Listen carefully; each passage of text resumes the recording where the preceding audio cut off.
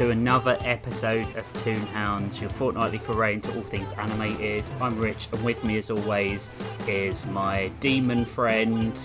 I'm alright being a demon. I think being a demon is the better deal. Well, especially in these two films. Yeah. You get immortality, superpowers, you get to wear a cool hat. You are tormented with the voices of your past mistakes throughout the rest of your life. Yeah, I am, yeah. And I have visions constantly. Mm-hmm, mm-hmm. It's spiffy. But everyone does. How is that any different to anyone else? Yeah, exactly. Being a human and being a demon doesn't seem that different in these films. Oh, maybe that's the lesson we have to take into this, isn't it? Maybe. We're not so different, you and I. Spiffsy thought up this pairing, not really knowing that both films were exceedingly similar and all about generational trauma. yeah, they're pretty kind of are, aren't they? We're all like about like situational discrimination. Yep, and having to hide who you are and the shame that brings and stuff like that. Because I hadn't seen either of these before. Had you? Yes, I've seen you both hadn't? of them. Yeah. Oh, have you? Yeah, I've seen. I thought you hadn't. Both. I've seen. I saw Nimona back in like 2023 when it first came out. Mm-hmm. I think it was 2023. It could have been 2024. It was a while ago. I watched it then, but 2023. Yeah, I'd forgotten most of it because it had been quite a while. But it was good to watch it again because when I was watching it again, it was like, oh yeah, I remember this bit. But now I'm seeing it more. I think because at a certain point when I started to remember what happened in the movie, I started like watching it for what was not necessarily the plot, but more what was happening to people in the movie. Yeah. I get you. Yeah. I discounted in true Rich fashion both of these films, mainly because I presumed I wouldn't like K-pop Demon Hunters. Yeah. And also the other reason was because I don't generally watch Netflix only productions because they tend to be shit. Yeah. Or, like underrepresented. It does feel like that, especially for animation. They didn't have a very good reputation for animation on Netflix because they started like bringing out stuff like Marmaduke and it was absolutely god awful. But I feel like they're, turning it around a bit. Like there's that that Ultraman movie as well that came out, and that's really good as well. So maybe they're figuring it out a bit. But maybe. I think as well. Sea Beasts as well was probably a bit of a turning point for them, wasn't it? And they, the amount of money they pumped into the Castlevania series, which has been very well received. Like I think they have turned it around a little bit. It's like it feels like there's two different spectrums to Netflix animation. Where on one side you get things like K-pop Demon Hunters, and on the other side you get Big Mouth. Which I know a lot of people do like Big Mouth, but I don't. I think it's I think it's weird. I don't like it. I thought the first series was pretty good. The only character I don't like, unfortunately, is Jason Mantzoukas' character, and the fact that he has like this weird love affair with a pillow. And I was like, okay, that's a one-time joke, and you've just made it a whole this person's defining characteristic. Because I like John Mulhaney, and I like Nick Kroll. Apart from there's some weird stuff in his what person's personal life isn't there weird stuff? Like John Mulhaney has got a bit of a checkered past as well. But I like both of them as comedians. I mean, Nick Kroll's a nepo baby, isn't it? That's the main thing I know about him. I do like Nick Kroll in What We Do in the Shadows, though. He's really good in that. Yeah, I can't remember what his name is in that. I can't either, but his feud with Laszlo over the cursed hat. That's really funny. And he's got this big entourage of people around him. The most devious bastard in all of New York City. But yeah, I had discounted Nimona completely because of its Netflix association. And I didn't even know, because K-pop Demon Hunters is also an only on Netflix thing, but it's produced by Sony. Yeah. I do think that I think it was a good decision for them to put it on streaming. rather than theatrically released, because I don't think anybody would go to see if it was theatrically released, because it is quite a niche subject matter. And I think a lot of people would think, I need to be a fan of K-pop to go and see this. Yes. Well, that's exactly what I thought. I thought it was going to be like non-stop references to BTS and like other bands like that. And I was just like, I mean, my snobbery around music in particular is about like produced bands and things like that. Although that's really hypocritical because I really like the Monkees. The Monkees? Yeah. Why is my phone going off? People say we're monkeying around, Spitzy, but they're... They do. They do say that. But like, I do like the Monkees, but like, these sort of like generated pop bands, and like really irritating. Like, essentially. Yeah. But like Papa Roach and all the bands that came out at that time are so sort of like Control C, Control V. Yeah. And I feel like K-pop is like that. Puddle of Mud, yeah. Although I do like Blurry. I think Blurry is a song that has sort of like stood up a little bit. But like, you know, there are so many bands from that era. And even like Britpop and stuff like that, there's so many bands that were generated. Oh, God, like, like, in the same way. Hard-Fi came up on a playlist on YouTube recently. I thought, Jesus Christ, I'd forgotten about Hard-Fi. Like, they were very much like a manufactured, we need somebody to be sort of like the Killers, but American. Yeah. But like, that's why I dismissed both of these. Yeah, I mean, like, like the K-pop industry. I mean, I'm not going to say this in any kind of like, you know, like I know anything, because I don't know shit. But I don't think we're familiar with like the ins and outs of K-pop working at all. The only thing I know about the ins and outs of the world is that it's very like the managerial. Like, their personas are very controlled, cultivated. Yeah. And like how they look, how they dress, how they you're right, the personality. Like, someone's got to be the funny one or the cutesy one. I think it's shown in the movie through the bad guys. Their personalities, like their cultivated personalities that they have for when they're in the band. It feels tongue in cheek because they're so like they are that one thing. I think the Saja boys are like a critique on everything that's wrong with K-pop and the industry, whereas Huntrix are kind of like the everything that could be right with it. Yeah, if that makes sense. Yeah, but like it's interesting. Is focused on the like positive aspects of the music industry, like the bringing people together sort of side of it. The fan culture, and then the Saja boys are the what's the word? Shallow side. Yeah, when you think that you're friends with somebody over the internet and you're not, because you watch them on YouTube. Yeah, social. Yeah, it's such a common phrase that it is not coming remember. to. Yeah.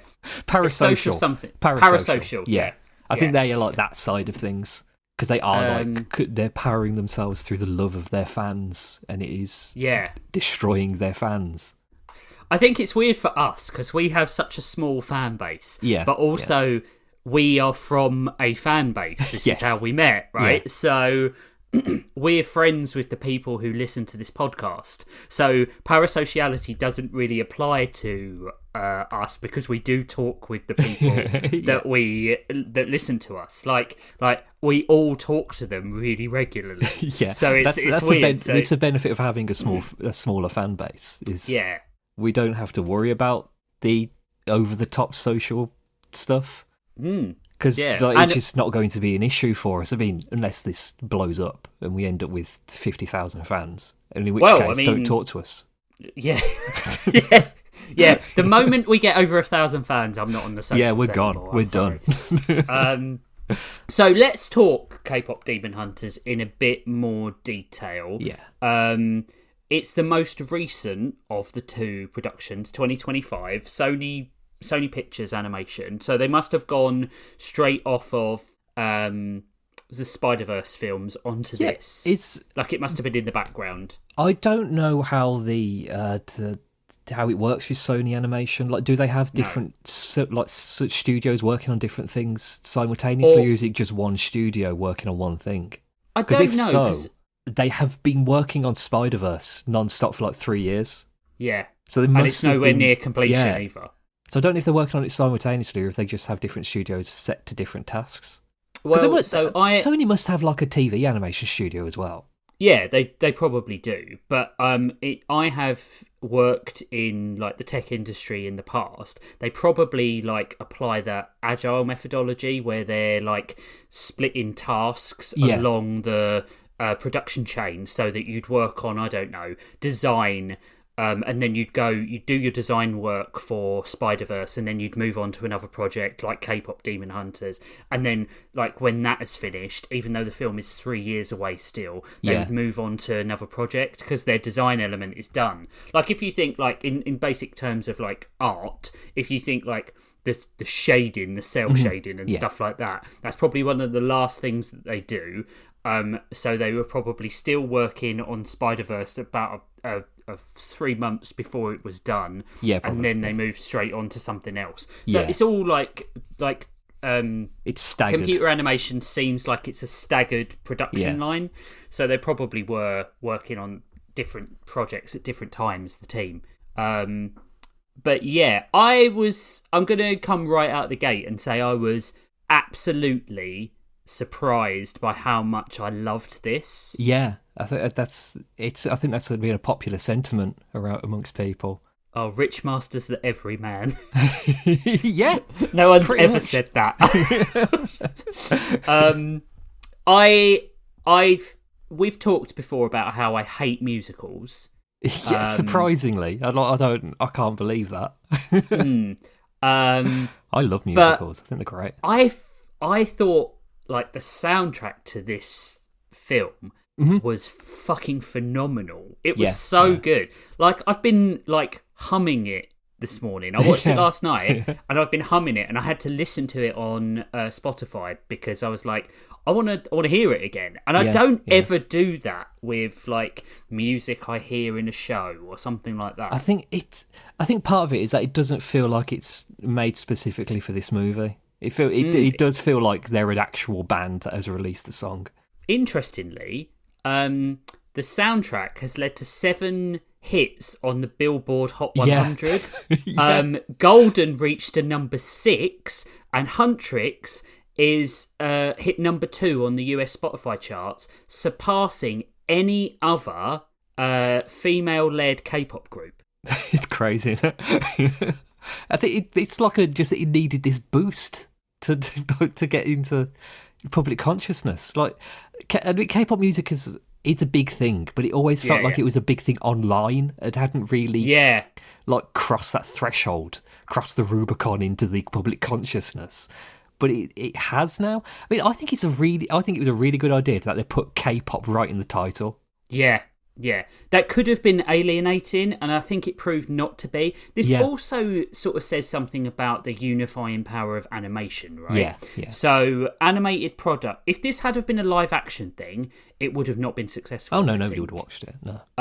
Well, not outside of K-pop fans, but this has like bridged a gap between animation and music fans, and I think like genuinely, probably one of the like most enjoyable things animations I've watched in the last like 10 years. It is really fun. There's so much that like we talk about fluidity a lot, but this is such a fluid animation. Like it's the like speed lines coming off of things, people's faces contorting as they turn around, all that sort of really fun stuff. Like the weaponry, when they're using the weapons and they just like appear out their hands, and they've got like they suddenly run in at super high speeds and jumping off walls and everything. It's like what we were saying about Mortal Kombat a few episodes ago. Yeah. They've really got the sort of middle ground, like the middle of the Venn diagram between like video game, superhero, music, animation, all those things that were like subculture for a really long time. Like only the real geeks liked these things that have now become really popular and really accepted as a entertainment form. Yeah, and they've just hit right in the middle of that like lovely gold fountain, essentially. It just, I feel like by its association, by being in the middle of that Venn diagram, it's pulled a lot of people in. Like its sphere of influence is really big. I really love the characters. Yeah, they're really good characters. Yeah. I read another fact about how it's the most costume changes in an animated production. The costumes are really good. Like whoever was working on the wardrobe, they knocked it out of the park. Well, but the costumes that they wear when they're doing the hunt trick shows with like the gold trim and everything. Yeah, and the pauldrons and stuff. Yeah, really cool stuff because it's all like it's done in a way to make it look like it's a stage costume, but also look like armor. Yeah, functional as armor. Yeah. I really like the joke where they're wearing the leather catsuits to be spies when they're doing when the Sarja boys are doing the show, and they make them come down the slide and they can't go down the slide because it's really skin tight leather. Yeah, that's really funny. Yeah, it's very funny. I think Zoe's my favourite. Yes. Yeah. I really like Mira is my least favourite, but still I really enjoy her.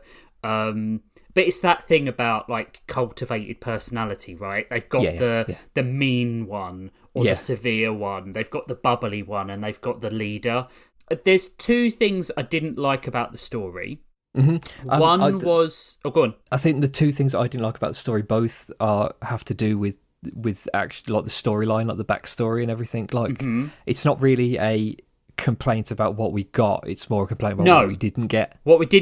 Yeah, I think our things are the same, or one of them is no resolution with Celine. So their guardian Rumi's sort of like adopted parent who's been asking her to hide who she is the whole time. There's no sort of like going back and saying like we reject your rules as a group. I found that really sort of like a missed catharsis sort of moment, which I really would have appreciated. And the other thing is, which I feel is going to lead into the sequel, is the fact that Genu was just gone. Yeah, I want more about the Saja boys. I want to know like what their deal was, like who the other members of the team were. Yeah, but I do really get the impression that we're going to get a TV series. I was reading that there's 2 sequel movies planned for Netflix. Yeah. So I would really like that. I saw somebody's idea online, which I thought sounded fantastic, was to do a TV series of the previous group of demon hunters. Like, I mean, they wouldn't be called Huntrix, but like the montage that we see at the beginning of the film. Yeah. That, like, just having an episode about each of those teams. I would love that, because I like the premise of like unifying song being the things that keep the demons at bay. That is a worldwide accessible thing. Like, people in chain gangs singing songs, singing like those old sort of like primarily black-led bluesy type songs to get through their days and stuff like that when they were wrongfully imprisoned or wrongfully accused for a crime, and like getting some sort of unifying let's stick it to the people who were abysmal to us. And like that's a really common thing, like rowing songs when slaves are on ships, or when marching songs. It's also stuck in our sort of like cultural history. That I think it was like perfect way to sort of do this sort of story. I feel like in some respects the K-pop element is almost a secondary. It's a setting, a set piece. Yeah, it's more about the music itself rather than what genre the music is. Yeah, and that's proven by the montage bit, right? Yeah.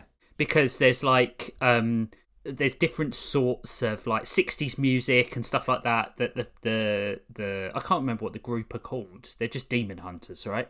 I don't think that we hear the names of the other ones. We don't get a collective name. No, we just get Huntrix for the main story. Yeah.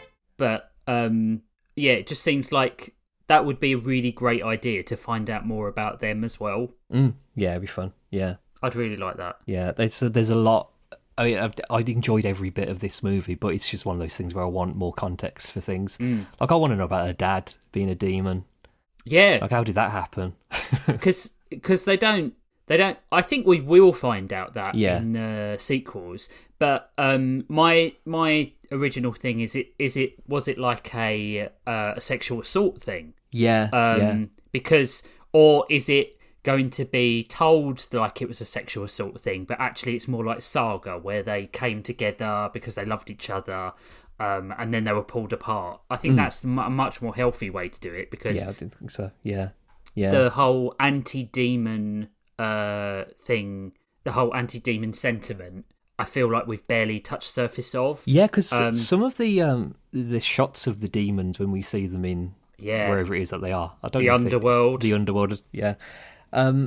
They didn't seem like they wanted to be bad. It felt more like they were being manipulated. Well, they were forced to go and harvest souls under threat of death. Yeah. You know, Guimar is not. You know, he burns that woman alive, that woman demon, because they can't compete with the demon hunters. Yeah. Like, Guimar he's the big bad, I think. Yeah, absolutely. I think if they did go down that like pathway in a sequel, you could get a movie about like a demon rebellion against him. Well, I hope that's what they do with the second one. Yeah.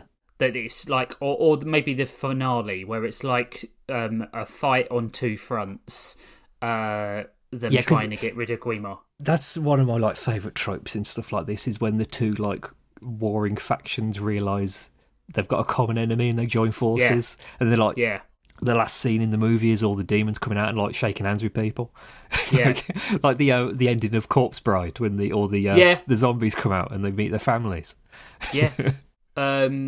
I genuinely, I think that was the only thing that was missing, but I don't think the story is complete, so I can't, it's not really a criticism, it's more like they haven't fleshed out the lore yet. Yeah, they don't in any way imply that this is it. Like, this is as much as you're getting. I think there's going to be more. We're going to get to know a lot more about like the world building and stuff, which I think it was a good idea, because it focuses a lot more on like the action and the family element between the members of Huntrix, rather than the larger ongoing plot. Yeah, you couldn't do all that in one movie and still have the emotional resonance around the roomy stuff. Yeah, because then it would just feel like we're an action movie rather than it being a movie about found family. Yeah, absolutely. I think they hit the balance perfectly, because they're not criticisms, they are, we want to know more, like you said. This world is so dense and has such sort of like black holes in it. I want to know what it's about. I want to read the manga. It's all the stuff about Genu that I want to find out, like, because he doesn't want to. His entrance into this thing is so good. Oh god, yeah, the pose. With the, what is it called? Shamisen? It's like a shamisen thing, isn't it? The instrument that he has. Oh yes, when he first comes in. Yeah, I don't know the names of the instrument. I don't know the name. No. It might not even be a shamisen, because that's a Japanese instrument, but it's very like that. It's very like a balalaika type of thing. But his entrance when he does the little song about that's openly mocking Guima, was really great with his derpy tiger, and I really liked him. The funniest things in the movie, like, it just really cracked me up, is when the Saja boys first appear to like tell them that they're going to be go into the surface to become a K-pop group, and they do that pose together. Yeah, that's so funny. It's really funny. The bit that made me laugh the most was, why is the crow wearing a hat? And he was like, well, it was the tigers originally, but the crow wouldn't let him have it. Yeah. And I was like, okay, all right. I love the Saja boys. Their designs are so fun. Yeah. The fact they've all got names as well, but they don't really have names. Romance, mystery, abs, and baby. Yeah. I mean, but the thing is, okay. You know who they are from their names. Like, you know that Mystery is the one who's got hair covering his face because he's a mystery. that whole scene where they first see them when they come out the doctor's office, which is a really funny scene in itself, the doctor's office. Daniel Day Kim does such a good job in that scene of being a weirdo. The great facial animations in that scene when his eyes are popping out of his head. Yeah. And then you get the whole bit in the alleyway afterwards where, like, Zoe sees abs and her eyes become abs. Yeah. It's really funny. And the popcorn. It's really good. And the popcorn. And then the whole slow-mo shoulder bump. Yeah. Where Ginu knocks Rumi down, and then she thinks he's going to help her up, and he just brushes his shoulder. Yeah. It's really funny. It's really funny. Yeah. Like we said about the Soda Pop song earlier. I don't know if we were recording when we said this. No, we weren't. That it's meant to be shallow. It's meant to be a really hollow song. It's just it's very surface level. It's just a song written specifically to try to be popular, to be be popular music. But that whole sequence of the Soda Pop song, where all the billboards and everything are changing and everything's turning pink, and it's fantastic. Like, 'cause it's really good. I love that it's so difficult to tell what's actually happening or what is meant to be, like, you know, set dressing. Yeah. Fantasy elements. Yeah. Like, because it could be happening. Like, with the movie has established itself to a point where all of this fantastical stuff could actually be happening, but we're not completely sure. Which I think it's really cool. I think what it's supposed to... So, the spreading pink is a tear, isn't it, in the Hon moon? Yes. So I think it's supposed to signify the fact that they are demons, right? Yeah. You're supposed to know before you know. Yeah. But with K-pop being such a visual medium, and it being all like neon and lights and like set dressing, I think you're supposed to be fooled into thinking that that's what it is. Yes. And that's really, really clever. Yeah, that's really clever. Because I think that only Huntrix can see the visual effects. That would make sense. Yeah, when demons are around, or when the Hon moon is being formed, I think only they can see it. Yeah. I think that they would have seen it, but not realised that no one else could see it. Yes, that makes sense. Yeah, another thing I really liked about that scene is that they immediately know the demons. Like, there's no secrecy to it. They just know. No. Which is really clever. They haven't got the time in the story. No. And they would know. They're demon hunters. They would know, yeah. It's quickly established that they're not nice people, and I think that fools them into thinking they're just not nice people, and then they realise straight away, oh shit, they're demons. Yeah. I liked that the Saja boys showing their demonic traits isn't done through like a really outwardly evil way. It's more that they are just a bit rude. They're bad at dealing with their fans. They're just a bit arrogant, and it's less like they're not going to kill somebody in the street, but they will accept all of these gifts from their fans and they throw them all in the trash. Yeah, I think that element of it, that they're not fully evil, makes me think that that's what they're going to focus on in the second film. Yeah, and I feel like Huntrix are going to have to liberate some of the demons. Yeah, and that would be good. That I like the whole flip reversal with these two films, in that they're sort of going against the established norms of demon being necessarily bad. Yeah. But also, if they do the demons aren't necessarily bad, I would want them to do something where it turns out that when they've been vanquishing demons, they haven't been killing them, because I'd feel bad for them. Well, they haven't been. They just... So... when they hit them, they send them back. Yeah, of course, because the demon at the start goes back. Yeah. And then gets burnt to a crisp. Yeah. So I think they don't kill them. They're almost like banishing them back where they came, from whence you came, which is another, like, thing from Nimona as well. I liked the internal sort of... all the stuff around Takedown and it being too anti-demon, but it was like it caused a little bit of problem in the group because they thought well, we are demon hunters, but it's actually about Rumi trying to come to terms with who she is. Yeah, that bit is really cool. It's ostensibly a movie about self-acceptance. Yeah, understanding like your flaws and things like that, and being able to let other people be aware of your flaws and your lack of understanding of things. I think even flaw is like potentially the wrong term, because I think generationally she has been told that it is a flaw, much in the same way that we the audience, we as people, have all been told by grandparents and parents that the things that we like or the things that we do are not quote unquote normal. Yeah, or proper. Or acceptable, or, like, don't hold your gay partner's hand in public, that sort of thing. Both the movies we watched today are about breaking down that sort of thinking. Yeah. And I'm going to say, I read something really recently that said that physical abuse of a child by its parents has much less lasting effects than mental abuse of a child.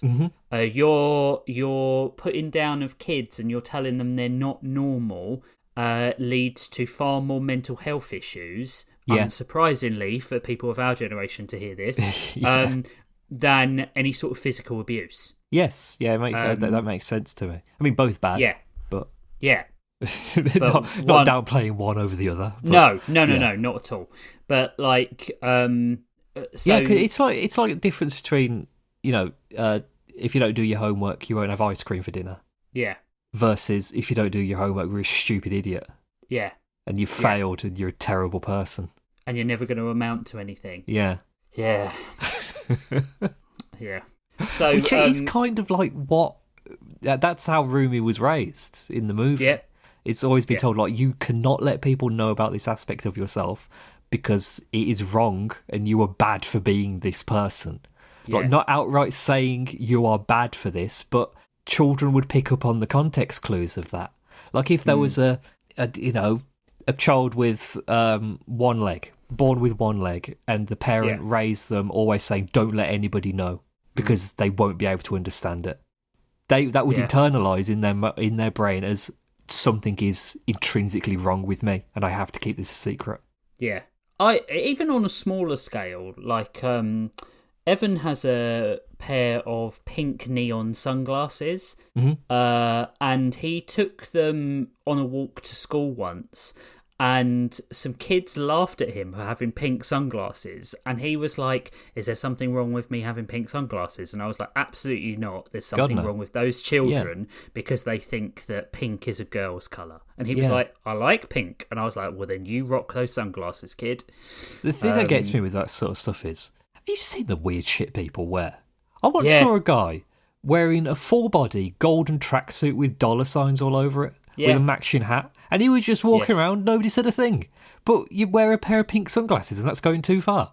I was talking to Josh yesterday about how men in this country wearing football shirts is just cosplay for racists. That is the only thing. That's the only job where it's perfectly acceptable for a person to pretend that they have that job and just walk around the streets. Like, you wouldn't get somebody who thought, I love firemen. So he dresses up like a fireman. I'm going to wear a fireman's outfit. Yeah. Like, when you get past the age of 8, you're not allowed to do that anymore. But football uniforms, that's fine. That's weird. Like, I see people wearing, like, the full kit. Like, with the shorts and the socks rolled up. That's weird. Don't do that. Weird. Like, you're not on a football team. It shows a level of stunted growth to me. Yeah. But in people's not the wearing of football shirts, because if you want to wear them, fine. It's the wearing of them and not accepting that other people can wear what they're into. So a comic t-shirt or if you're more comfortable wearing a dress than you're wearing trousers, perfect example. Yeah. Don't be mad at people for that, because they are wearing what they're comfortable wearing. It's not always a grand display of their sexuality or their preferences. Some people just want to wear dresses. And that's okay. Bigotry in general is usually it's formed around hypocrisy. Oh, absolutely. Like J.K. Rowling using a pen name so that people wouldn't know she was a woman. Yeah. I don't know. Absolutely. How has she never thought about that? But I think the thing is, they do think about it, but they just quickly dismiss it because they understand their. It's this thing. I'm watching Mindhunter at the moment. I've never seen Mindhunter. Oh, it's good. I'm watching it. It's really fantastic. Good. Yeah. And they were talking about how psychopaths don't. They recognise their own emotions, their own failings, but they don't realise that other people have those same emotions and same feelings. They think that somehow they are thinking something that they are unique in society. Yes. Yeah. And she is a perfect example of this. There's a lot in Mindhunters about the arrogance of serial killers. They think they're going to get away with it. They are so convinced of themselves that they are, unique individuals, and they're not. Yeah, that's a really society. Good show. Yeah, it's really great. We're nearly at the end of season 1. And I'm really sad that it got cancelled. Although there is talk about them making some sort of on Netflix movies. Yeah, I heard about that. Which is good. But I think it's crazy that the main guy in Mindhunter is King George in Hamilton. Yeah, yeah. That really surprised me the first time I found out. He's really good.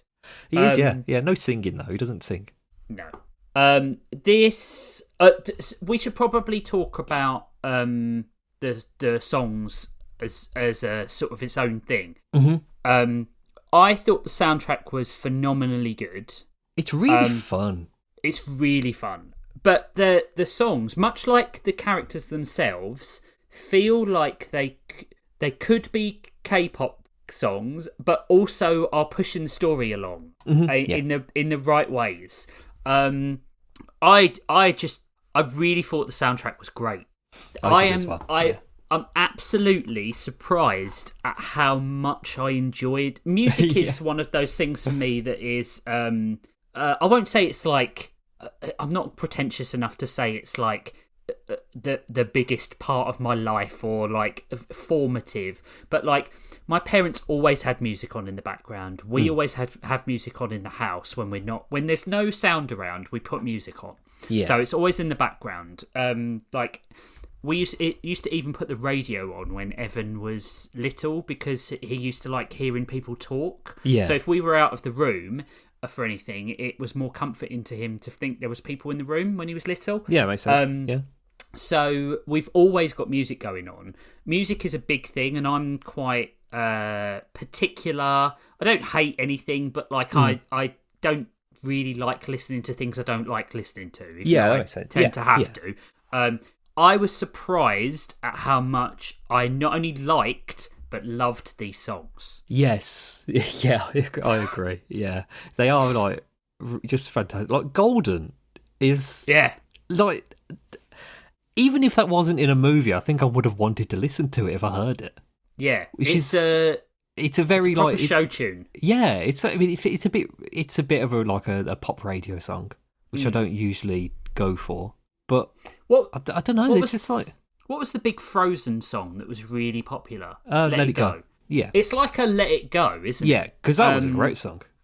Yeah, and insanely popular with not only people who had seen the cartoon, the film, but also just generally culturally accepted as one of the greats of that era. Yeah, I mean the soundtrack to Frozen is why it's a popular film. I think if it didn't have the music, it wouldn't be popular. Whereas I think this enhances by a long way the film, but I don't think it's sole crowning achievement. Yeah, I think the story is great. I think the characters are great. I think the voice acting in particular is really, really good. The music animation is really great. It's the topping on the ice cream sundae. It's an improvement, but not a necessity, I think. And there are so many good songs. Yeah. So Takedown's a great song. Both versions of Takedown are a great song. I'm going to bring up the Golden, Your Idol. Soda Pop is deliberately stupid but catchy. How It's Done was really good. Yeah. And is what it sounds like the finale song. I think it is, isn't it? I think so. Yeah, wasn't the finale song the updated version of Takedown? I don't remember. No, it was a song about shattering the glass and then looking at yourself in the image of it. Oh, yeah.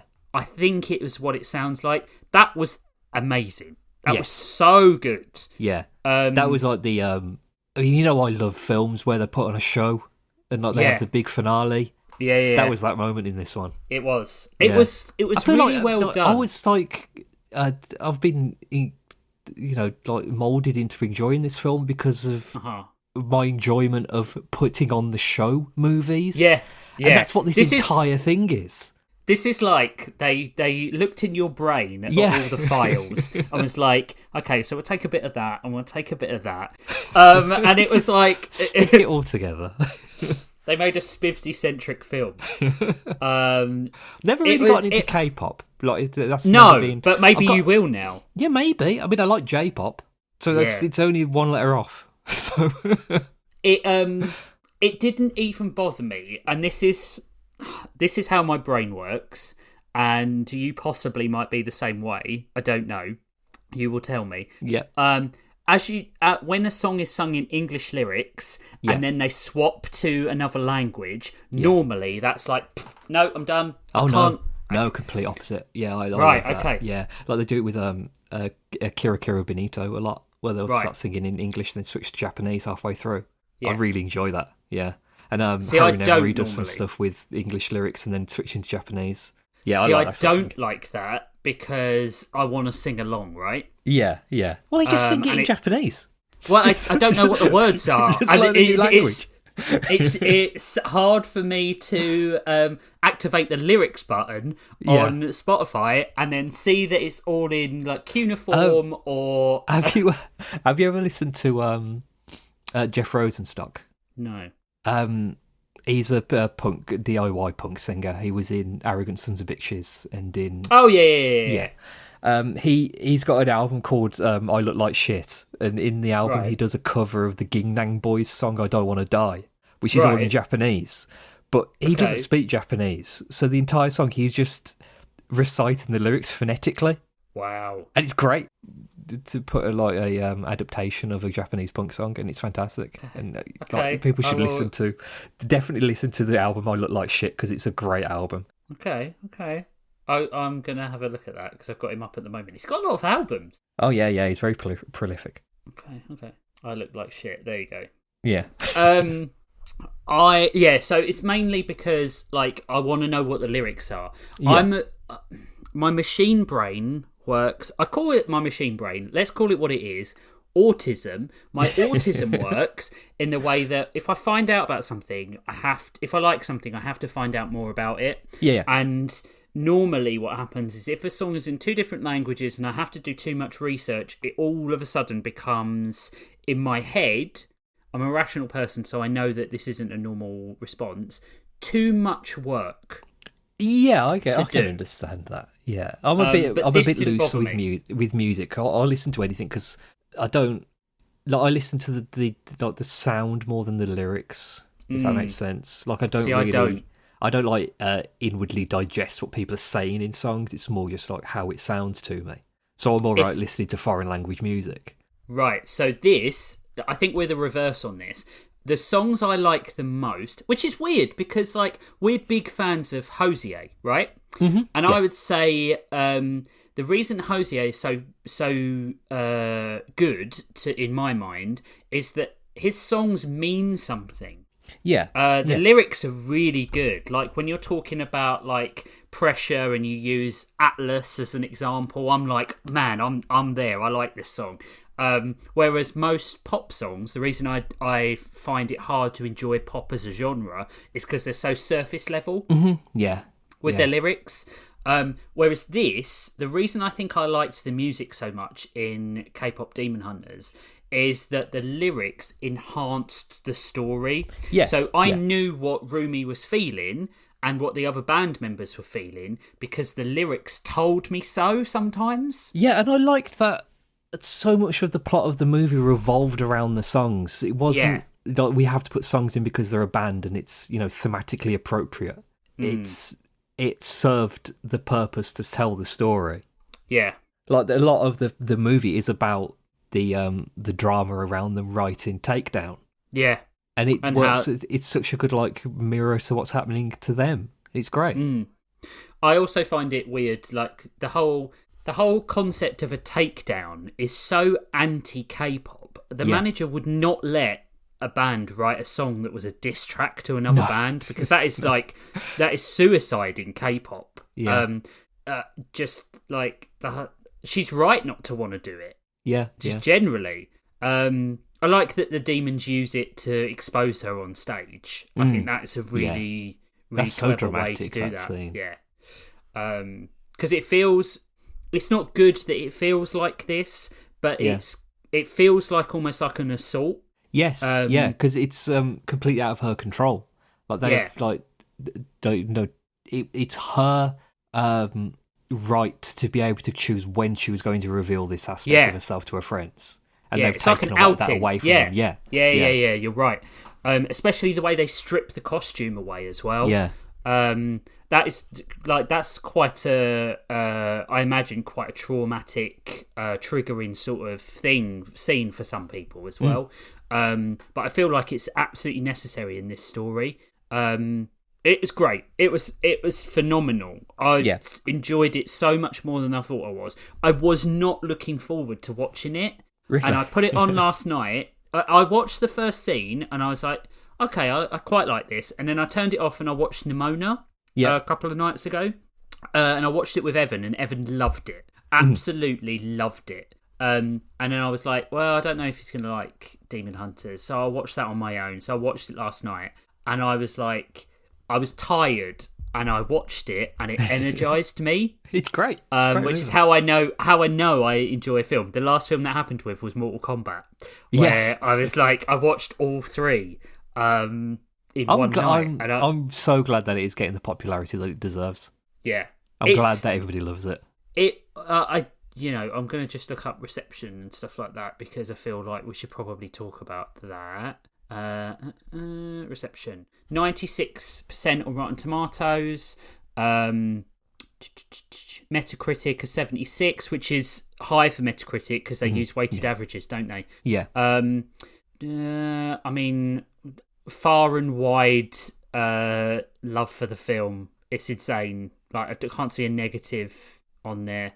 I mean, already a huge fan community as well. It's just great. I mean, it's brilliant. I want to try and find out how much it made. It can't really, because it's Netflix only. Yeah, I do wonder if, because it's become so popular, are they going to do a theatrical release? Oh man, I'm in two minds about stuff like this, because yes, it would get it a bigger showing. Yeah, but I think they should probably wait and release all three of them. Yeah, because I think, is this like the up there for in terms of like Netflix viewership? I mean, it was like globally. I mean, like I don't know, out of everything they've done. I mean, Netflix highest viewed, because I know Squid Games is on there, obviously. Yeah. Productions. Oh wait, no, got it. What's the most viewed films on Netflix? Red Notice, number 1. 2, Carry On. 3, Don't Look Up. 4, K-pop Demon Hunters. So it's 4th already, and it's only been out for like 3 months. Yep. That's pretty impressive. Global viewership of all time. So 5 is the Adam Project, that one with I didn't mind that. Ryan Reynolds. Yeah, I thought it was quite good. I thought it was quite good. Yeah. Bird Box, Back in Action. That's the Cameron Diaz, Jamie Foxx things. Oh yeah. Leave the World Behind, which is the Mashallah Ali thing. I'm sure I'm saying that wrong. Mahershala. Grey Man with Chris Evans and Ryan Gosling, which I also thought was really good. I don't think I've seen that. It's really great. I thought it was so much fun. Chris Evans is one of the most scene chewing villains I've ever seen. He's so good in it. But he's like that in Knives Out. He's like that. Yeah, he's. I would say, because Grey Man is the same brothers that did Endgame and Infinity War. I can never remember the name. Yeah, I can't remember the name either. The brothers. Yeah. 2 brothers. In a van. But I thought The Grey Man was really, really great. It was great. Really good. No, it was really good. It was one of the best films I think Netflix have produced. I should watch that. And Damsel is the 10th one with Stranger Things girl Millie Bobby Brown. Oh God, yeah, that was bad. I've never seen it. Oh, it sucked. I've not seen Red Notice or Carry On either. What's Red Notice? Is Red Notice Red Notice with The Rock? Yeah, and Gal Gadot. Yeah, the two most despised actors in modern history. It's insane how The Rock's his how people perceive him has changed over the years. Where everybody realised that he's a bit of a knob. He started off as a heel, and I don't think anything changed. So this is the most recent. So it was updated 91 days ago. Yep. K-pop Demon Hunter has 158.8 million views. Wow. That is a lot. That is a lot. By comparison, Red Notice has 230.9 million. It must be the combination of Ryan Reynolds, The Rock, and Gal Gadot. I would just how much would you say the average theatre ticket is? Like £15? £25. Okay. So yeah, if you're not going concession or anything like that. Yeah. So how many? Oh wait a minute. At theatre, as in Broadway? No, I meant cinema. Cinema. Oh, tickets. Cinema. Probably around £11. So about £11. Yeah. Yeah. And it was $17. That was 158 million. Mm-hmm. So 158 million. If that amount of people went to the cinema to see this movie, that is £1.7 billion. Yeah. I mean. That comparison is hard, though, isn't it? Yeah, because, it is. you. So if I could, but even then, if a $5.99 Netflix subscription, if you do that, do it £8. Do it £8 because I would say that's the going rate for a release, a home release. That is 1.2 billion. Yeah, that's a lot of money. I'm not surprised by that at all. I don't think Red Notice would have got that. No, let's say that. And how much that 1.2 billion is actually going to the people who made the film? That's the that's the main issue with Netflix. Yeah. I would say half that. I don't even know if it's half. It feels like Netflix does like a 30-70 split. I think what I mean by half it is half that because half the amount of people wouldn't have gone to see it at the cinema. Yeah. So I, for example, even then, gone to the cinema to see it. That's 630 million. I mean, this is all bullshit. This isn't how finances or Netflix subscriptions work. But it's fun to think about. Because then you would have had to do marketing and press release and all those sorts of things. And then the cost of production would have gone up. But I think it would have been insanely popular. But I think the streaming was the right thing to do for this. I agree. Yeah. It was so much fun. And because this movie has had a lot of help with fandom bases and word of mouth, it's a lot easier to just go onto a website and watch a movie than it is to try to find somewhere that's playing that movie. Yeah. Because it's a real issue with cinemas when a movie will be out for a week and then it's on twice a day and that's it, and you can't go and see it. I wanted to go see Superman yesterday because I still haven't seen it. It was showing twice all day at 2:30, which was the subtitled release, and at 4:30, and I can't go to either of those because I won't get a bus home, so I couldn't see it. So I haven't seen Superman. So now I've got to wait until it's out. I know, because I waited 2 weeks to go and see it. I loved Superman at the cinema, and I went to see Fantastic Four the other night, and I really loved that as well. Yeah, I loved both of those films. Superman was clearly the better film. Yeah, but I loved both of them, and I feel like you. I was lukewarm on Fantastic Four. I don't get it. I don't get it. I really liked it. I thought it was fine. I don't think he just didn't do anything for me. It just felt. I really liked Silver Surfer and Galactus. Yeah, those bits were cool. There was a lot of there was nice set pieces. I really liked Herbie as well. I like the juxtaposition between the bright and colourful 1960s aesthetic and when they see Galactus and he's all in dark greys. Modern dark grey, yeah. I really liked Herbie. it got a really big laugh from me where they changed his internal tape from home to space. Yeah. And I liked that he had a buff cat quality around him, that when he was saying stuff, everybody knew what he was saying. You could tell what he was saying. Yeah. It's like, what the hell? It's like R2-D2. Yeah. Let's do ratings for K-pop. I'm a 9. Yep, same. Yeah. Maybe even a 9.5.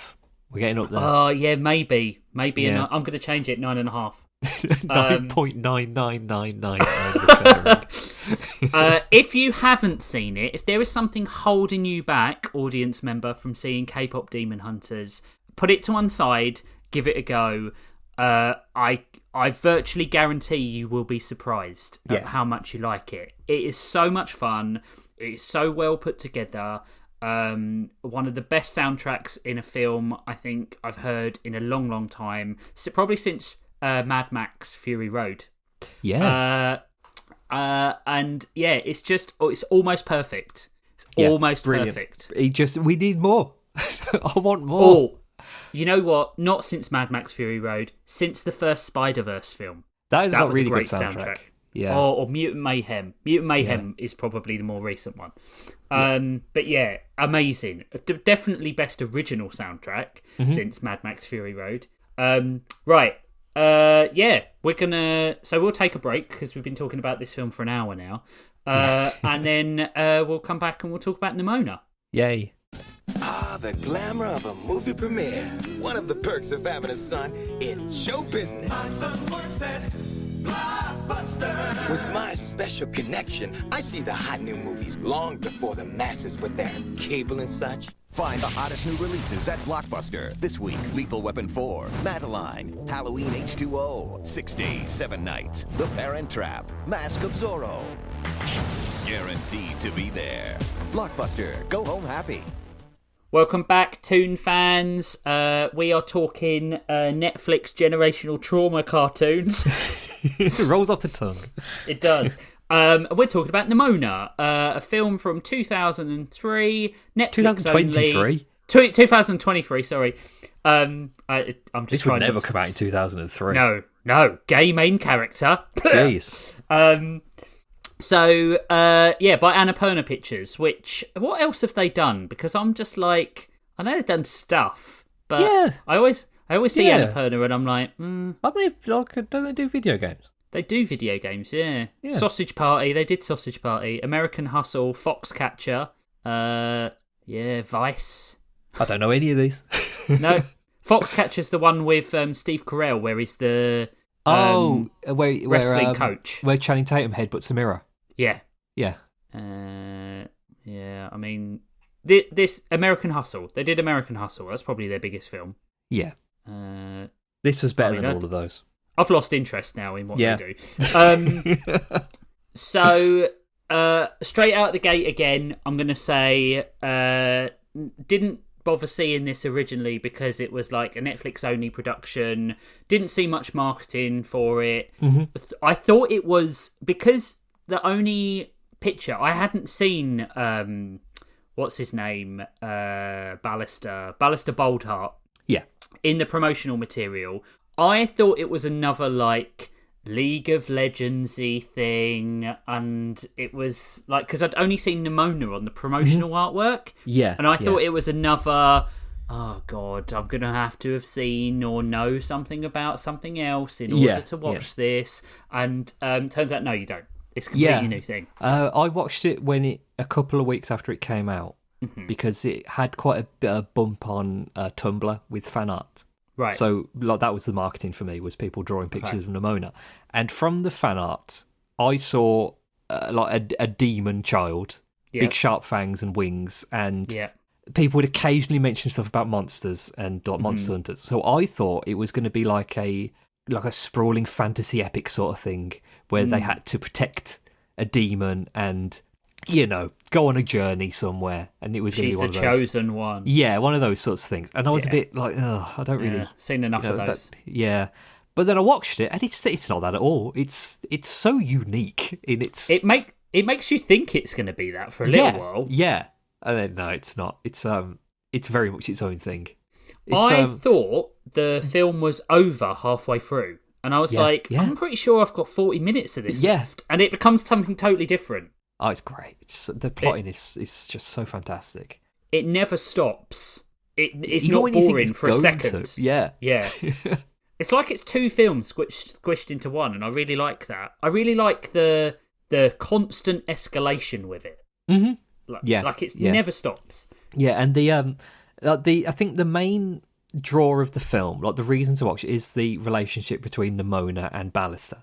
Yeah, absolutely, 100%. And the way that changes and integrates itself into plot over the course of the film, it's timed really well. Like it feels like a proper progression of their relationship.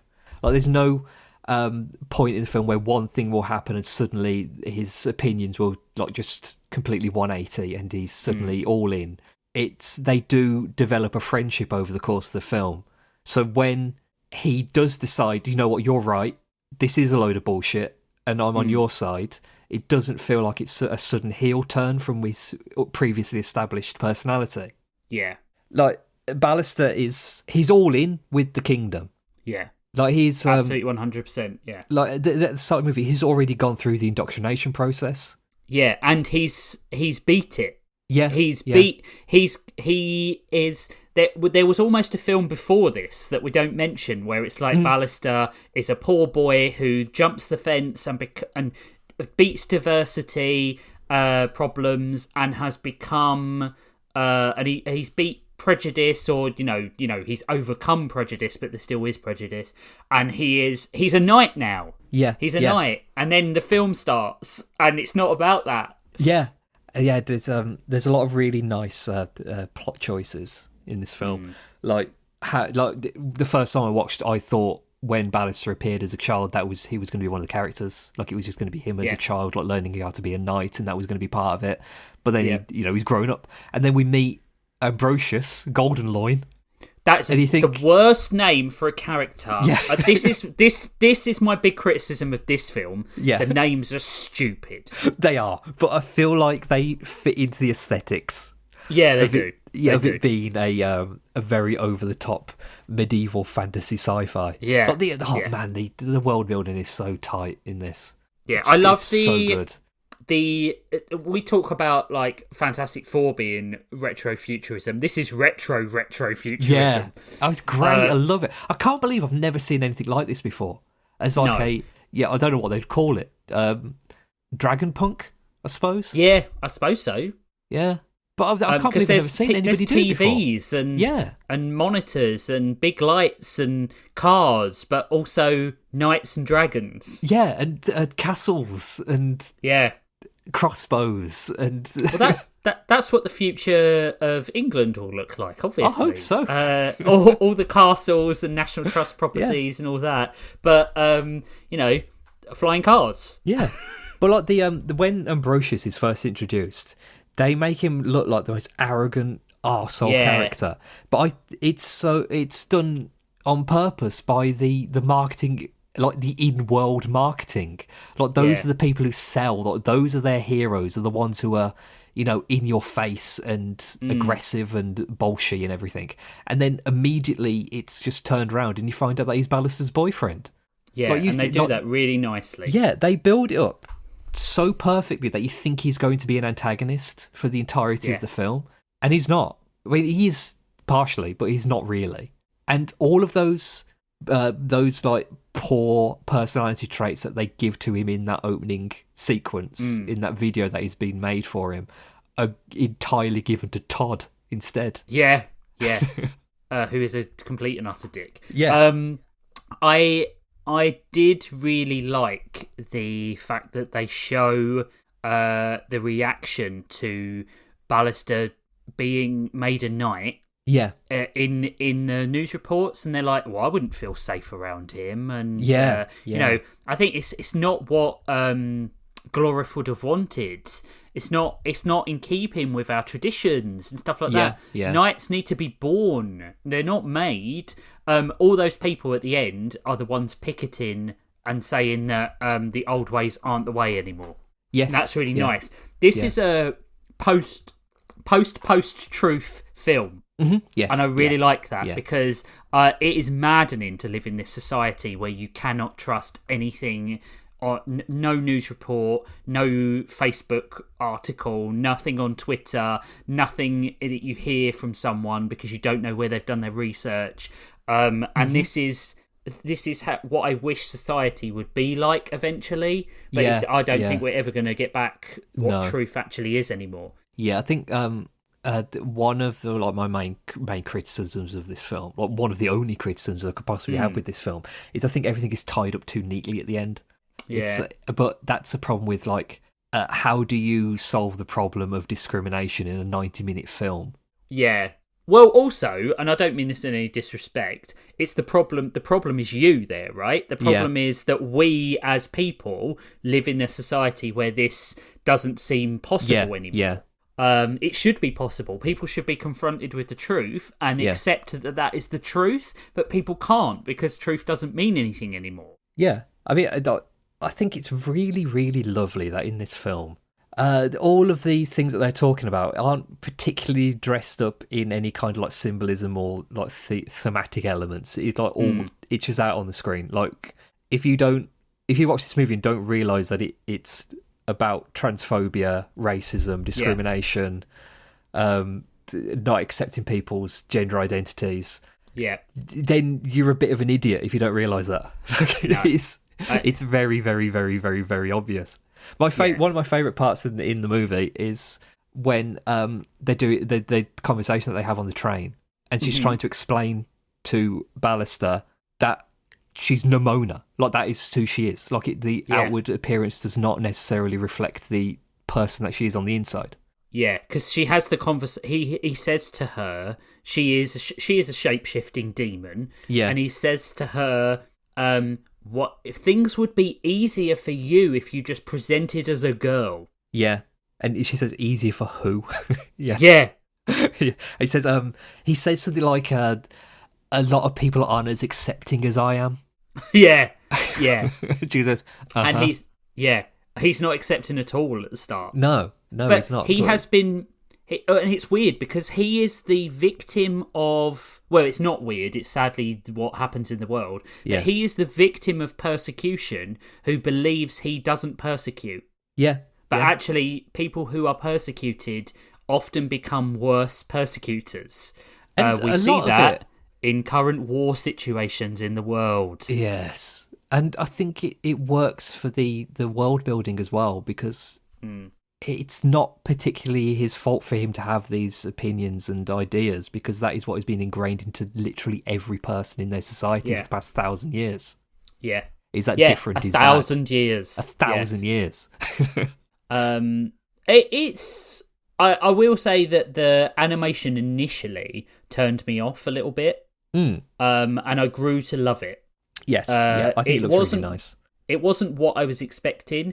I will also say that because I thought the story was going one way and it didn't, it changes. At the end of the first act, the entire act is almost discredited, and you don't.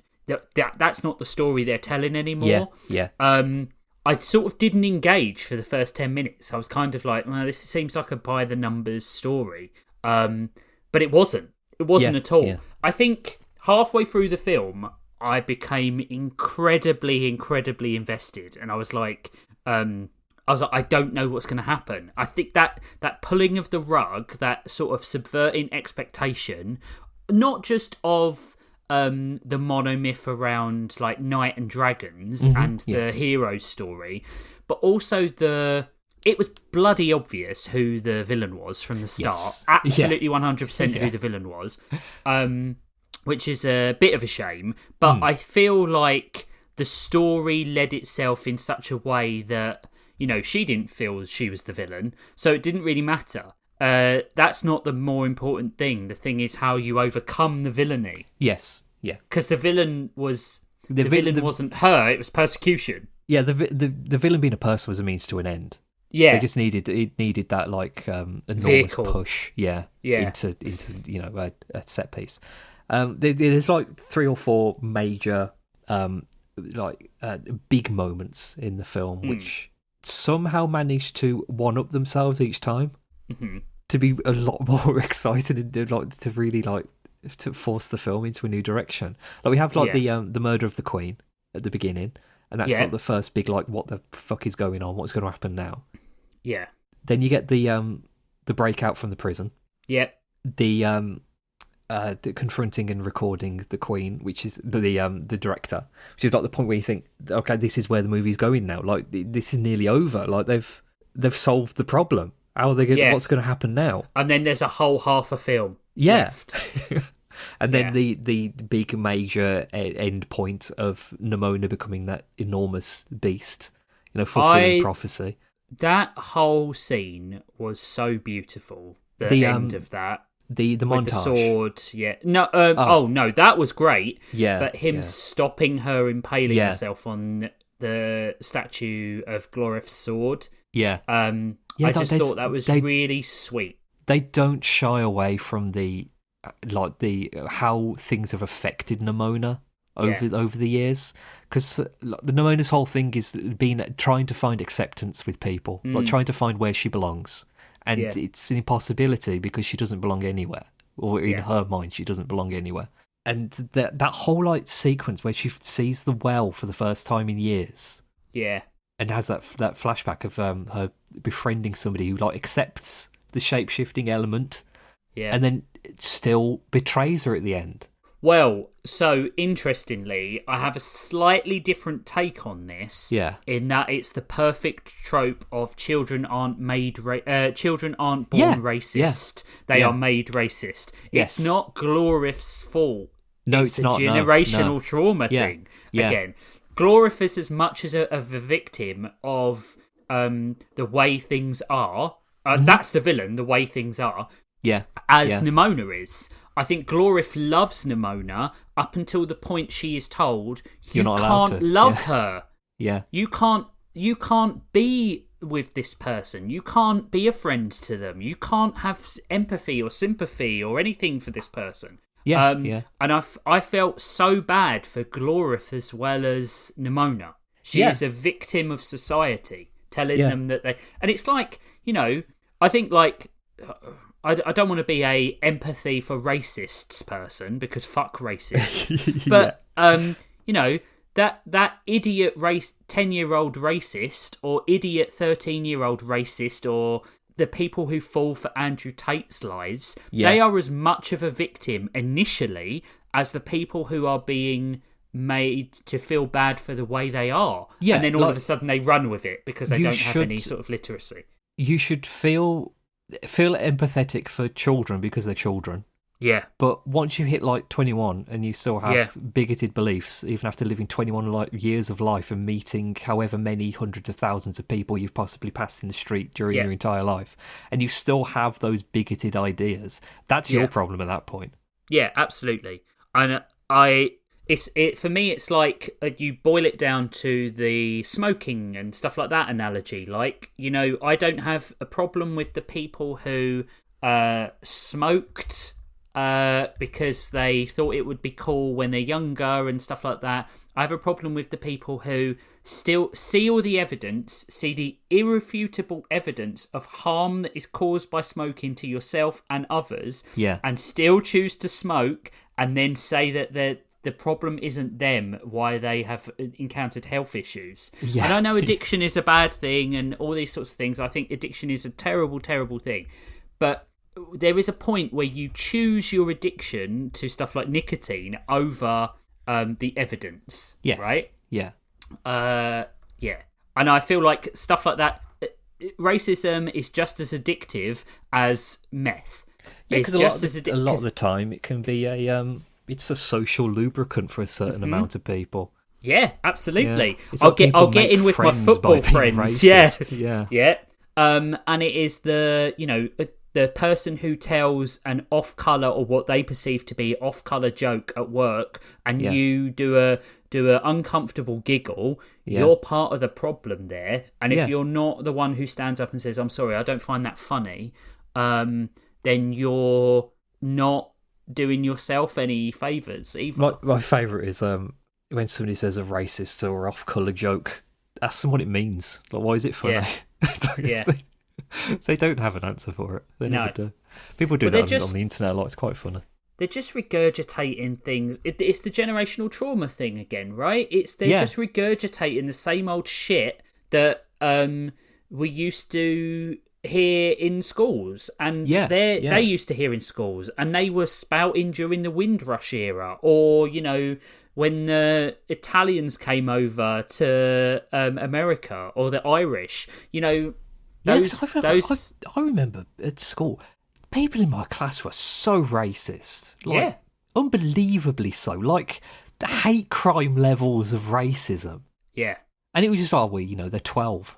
And the thing is, I thought for a while, like, we've got over racism in schools, and then it got replaced by, you're gay. You're gay. Yeah. Oh, we had that as well. It's, but now it's like, that being gay is okay, being a different colour is okay, but it's political. It's like, you're a liberal, are you? What an idiot. Or, you're like, being trans is probably the new thing, right? Yeah. You're probably trans.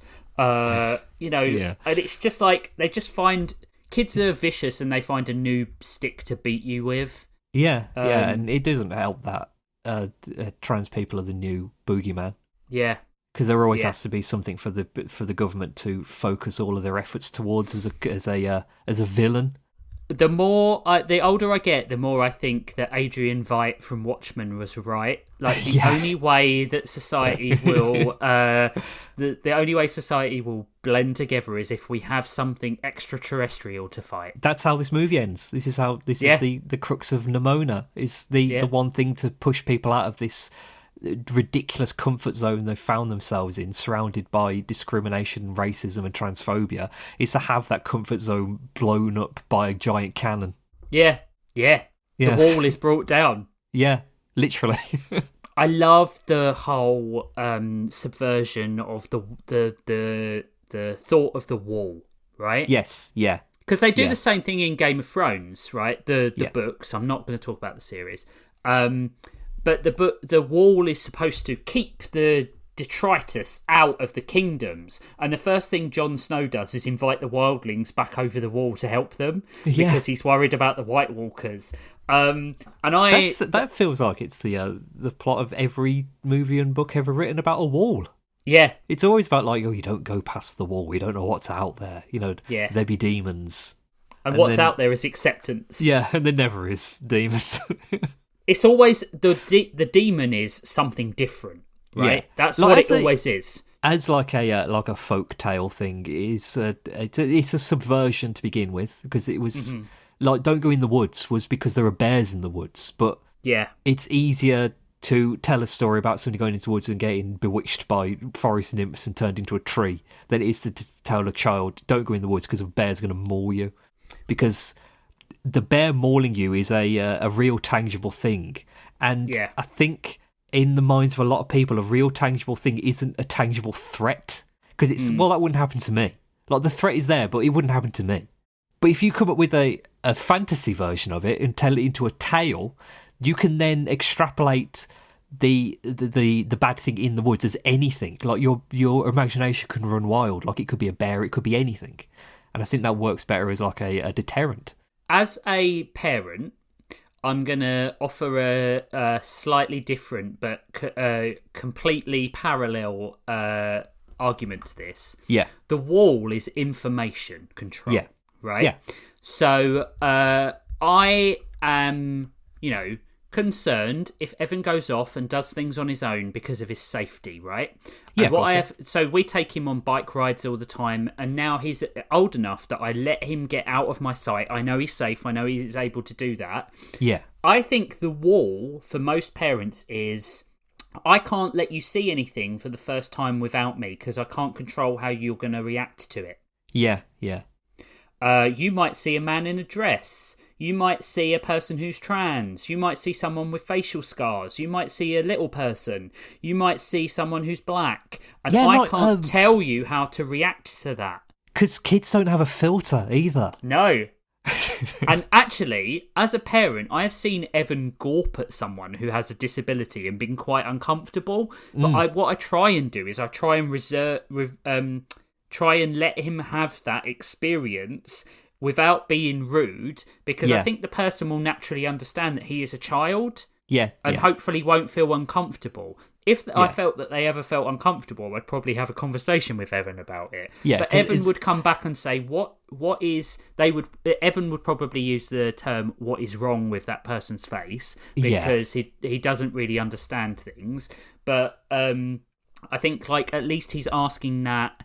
He knows the context to either ask the person what's happened to your face, or come back and say what has happened to that person's face, so that we can have a conversation about it. That sort of thing is also it's framed within empathy, I think, rather than or curiosity rather than discrimination. So I think it's a good. I think it's just a thing kids go through, isn't it?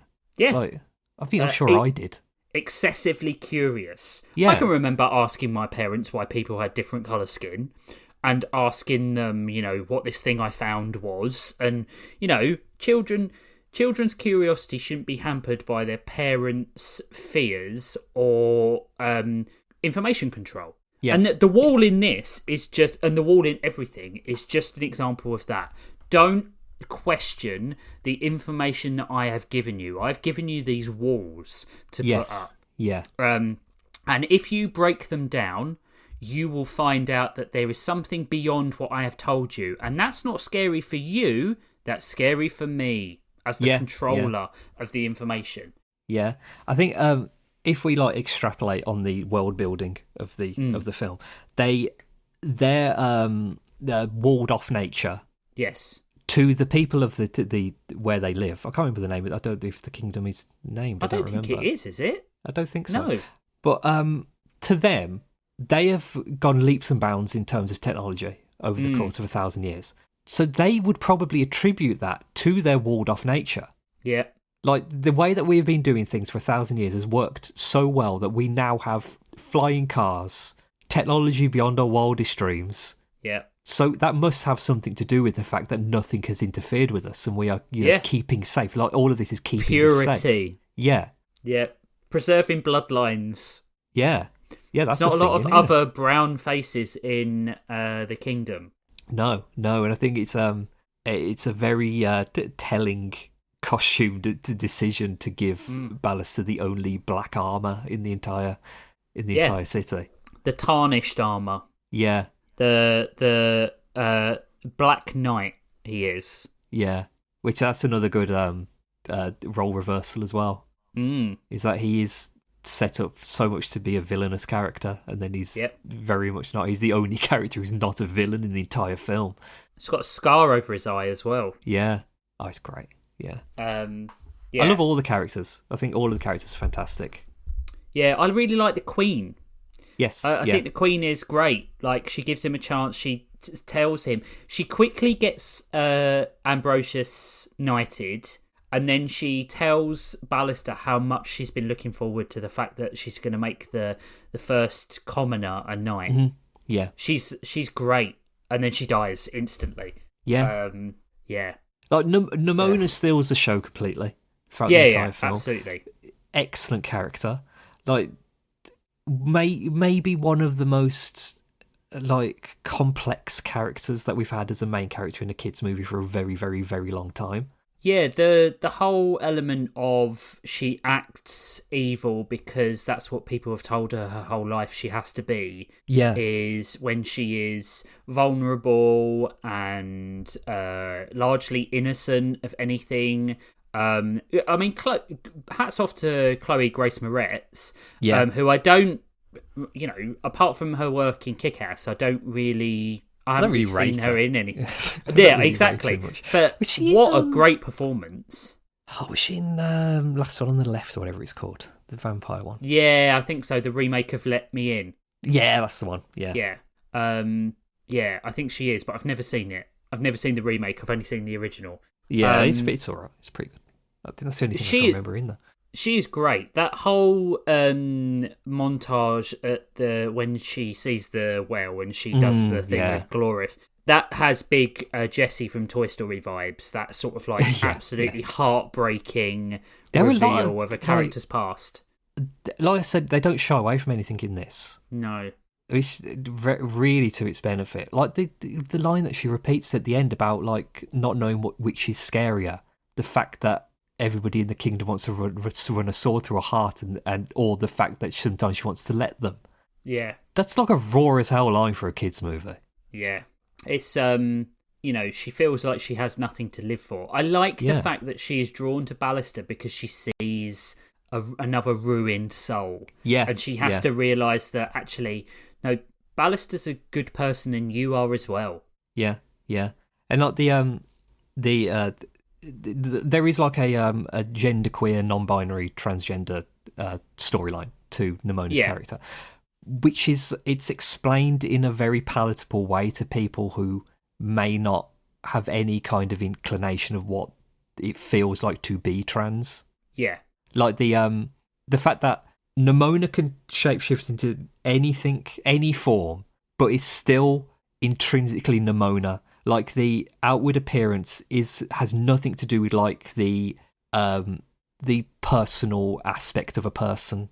Like that being able to be anything that you see yourself as in that moment does not necessarily reflect what you were 5 minutes ago. Yeah, it's this like nebulous concept, which I think they explain very well in the film. There is a few points where it's like we're going to stop and I'm going to stare into the camera and explain to you exactly what I'm feeling at this moment. But it's necessary for the film. Like they have to explain this to people. I also think like the fact that the trans analogy works really well with Nimona, because to be accepted by anyone, Nimona had to transform into a human. Yeah. She had to be what people expected of her. The moment she refused to do that, everyone has a problem with her.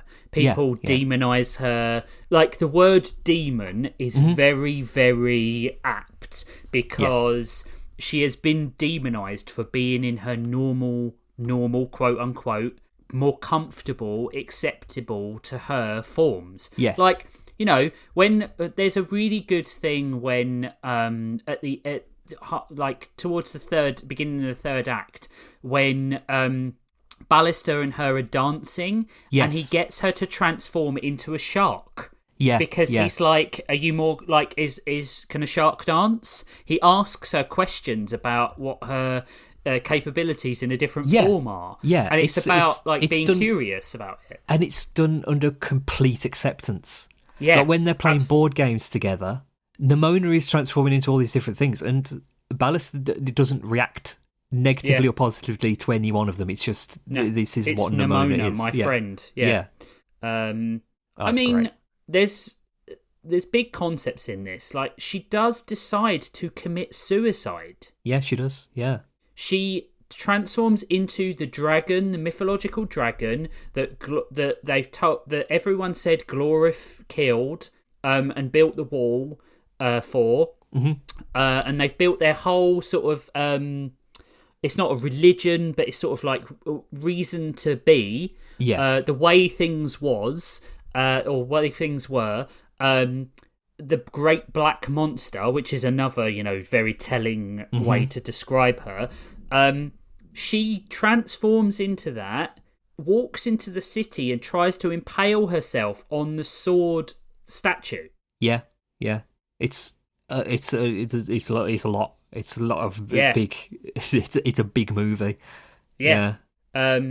And then the queen, the director, because she's not the queen, but she is a director, which is very telling as well. She's become this sort of dictator, because there's no talk of any successor or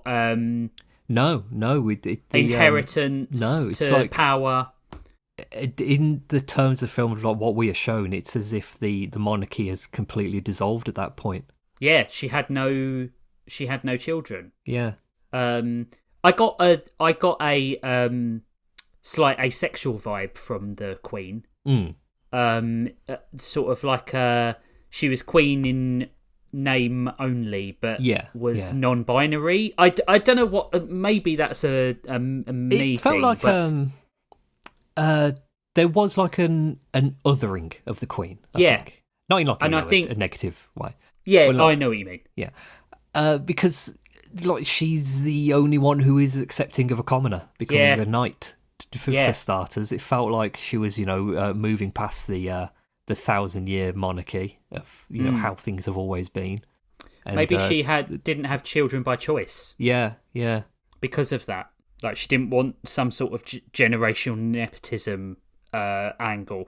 There was definitely, you're right, there was some othering of her, and the way in which she embraced Ballister almost made it feel like, because she wasn't white either, it made it feel like he was her almost like surrogate son. Yeah. And they would have been able to have a better relationship now that he was like her, if that made sense. Like, seen as the acceptable brown-skinned person by the kingdom.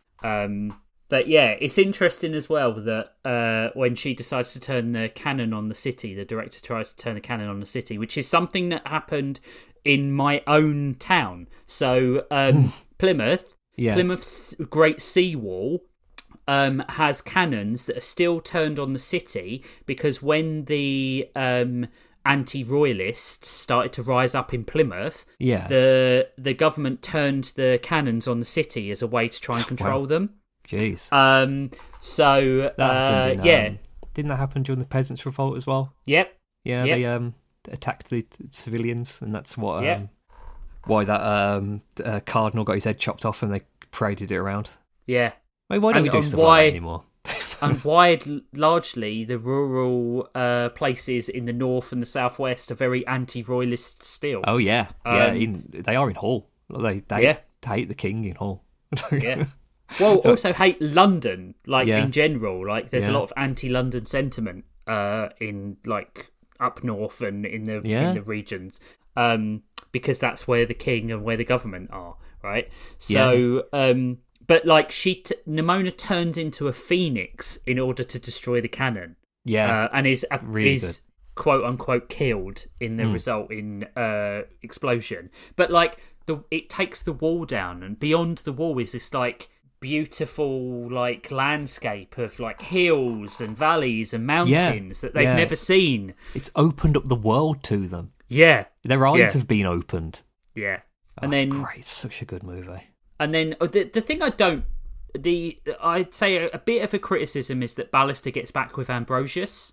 I feel like we needed like a bit of an in between point between those two things. But like I said earlier, it's how do you close a movie like this? Yeah, it's really tough to do. Yeah. So it doesn't really bother me that much. The nice thing is that Nimona and Ballister are like being painted as heroes. Yeah. That have like liberated them. One thing this is like fan theory territory. But when he's looking at the wall of pictures for Nimona, and he looks at the one saying like Nimona our hero or something. Yeah. I think he realizes that Nimona put that up. Because it's the same red that she used for all of her pictures that she put in the on the Vengeance that's wall. Why he goes back to the hideout. Yeah. Right. Yeah, I think you might be right, yeah. It's good that she survives at the end. Yes, yeah. It would have been too sad we don't if see she her. Yeah. Because we don't need to. But what do you think she looked like? I don't know. I think that's the point, right? Yeah. I think like we need to not see her because she might not be a her anymore. I hope, this is my hope for like how the movie ended. She doesn't look like anything they'd seen how she knew, but he just intrinsically knew that it was Nimona. Yeah, I hope that she is her natural form. Yeah, that we've never seen. Yeah, in the movie. What a good I movie. think that's why his eyes wide. And he goes, "Holy shit!" when he sees her. Yeah, because like. It's not. He almost knew she was still alive, but he's surprised by and like joy-filled by her new form. Yeah. Oh, it's so nice how happy he is to see her as well. Yeah. And she's like luminescent. Yeah. She's luminescent. I think it's really telling how she wants to be his sidekick rather than his friend because she thinks the concept of friendship is harmful to her. Yeah, yeah. Which is how people who are going through, coming out or, transitioning or like declaring themselves non-binary must feel like, because like everything is so hostile. Yeah. Even amongst your friend group, like, I have famously said that I really, really struggle with, because of the, generational teachings of there only being two genders, of getting my head around it sometimes in terms of not accidentally misgendering people. And I do it all the time. And it's something I really try to work on. But like the fundamental breaking of that mental concrete is really tough. And it's why I'm trying really hard with Evan to just not let him assume that every animal is a he. Yeah. All dogs are boys and all cats are girls. All dogs are boys, yeah exactly. Because I don't want him to have to. I don't want him to have to struggle like I have with the sort of like trying to reframe your internal circuitry. But I don't want him to have to make other people uncomfortable in the way that I probably have before. Makes sense.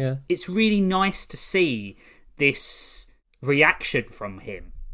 Yeah, I think it must have been a choice to not go into gender identity as a concept in the film. Like, it's not really brought up. It's like there's stuff about like outward appearance and how people refer to characters, but there's no point where it's questioned what like pronouns Nimona uses. Like, I would assume like she, they, because they do use she and her throughout the film. Yeah, but I think she doesn't correct anyone. Yeah, I think they must have had to have a decision at some point as to how they were going to refer to Nimona.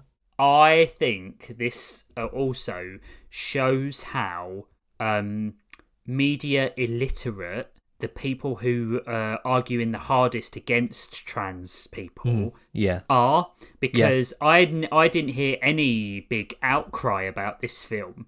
And I think they just didn't know that it was supposed to be an analogy for this. Yeah, I think the only outcry I remember was there being an on-screen gay kiss, which was, of course, that's far worse than anything else that could possibly be in a film. It was lovely, their relationship at the beginning. It was, question. You know what? Maybe this is why they got them together at the end, so it wasn't another burying your gays moment, right? Yeah, I think they subverted that in it eventually. Yeah, I do think it's really nice that Ambrosius was simultaneously realising that the director was the villain at the exact same time that Nimona and Ballister were, because he is on his way to confront the director. Yeah. And even when you've got the start of the third act where Ballister thinks that he and Nimona are being accepted, and then it's like, oh no, you're being accepted, but she's the beast, so we can't accept her, the great black monster. And it's like, no, you can't accept one of us and not the other. Yeah. Because originally he falls for it, and he's like, oh, you're the Ballister falls for it, and it's like, you're the creature of myth that we've been trying to defend the kingdom against. I was really unsure if that was a real prophecy that she was unveiling, or if it was something that she had made. I think Glorif wrote it. Yeah. I genuinely think that was the people who, made Glorif into this whole Jesus figure, that they were like, well, we've got something to hate now. Yeah. And it's a trans monster. Yeah. It was great. It was fantastic. Great. Really, really fantastic film. Like 9.5. Yeah. I can't say enough about these two films and how much I enjoyed them. It's way up there.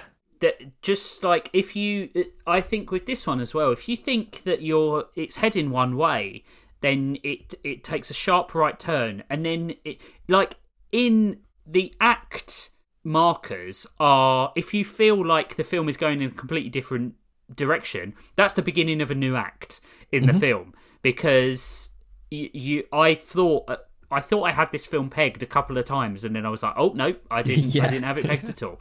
Apart from who the villain was, which I feel is the only, I don't even want to say criticism. You have to have a vehicle, a visible vehicle for the prejudice.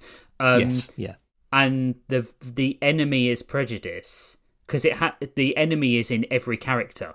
Yeah, Even Nimona is prejudiced towards humans.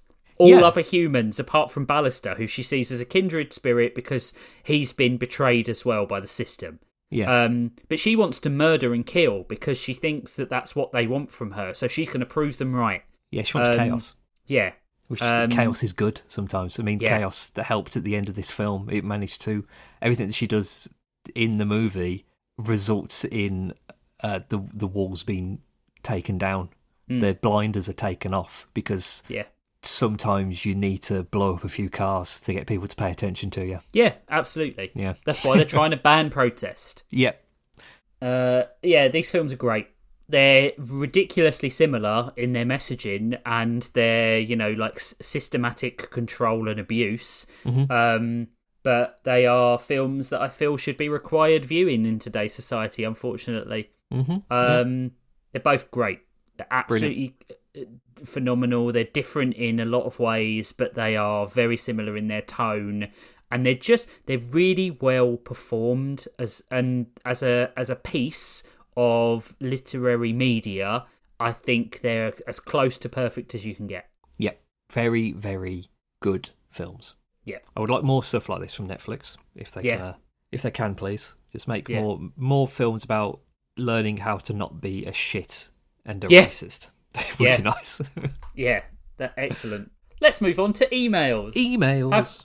Have we got any this week? We have. Ooh. We have an email here from Squid Ludwig. Oh, hi Squid. And it's entitled An Amuse-Bouche of BS.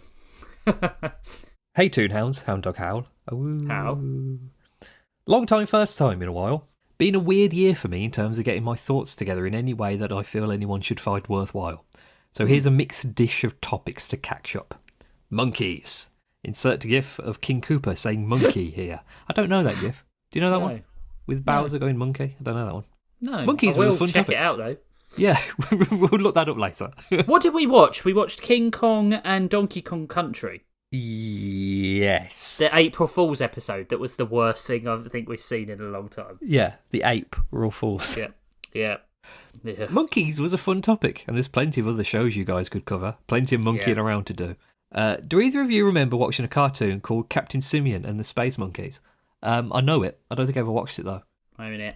But it was required. It was a group of apes went in space, and I think they got like superpowers. So basically, I've seen this before. Yeah. Yeah, I remember. Yeah, it was I can't say I enjoyed it or anything. Remember remember anything about it. Do you ever see Space Chimps? Do you ever see the movie Space Chimps? No. Oh, it's like a 3D movie, but it's about like the first monkeys are sent into space and they end up on an alien planet, and yeah, it's weird.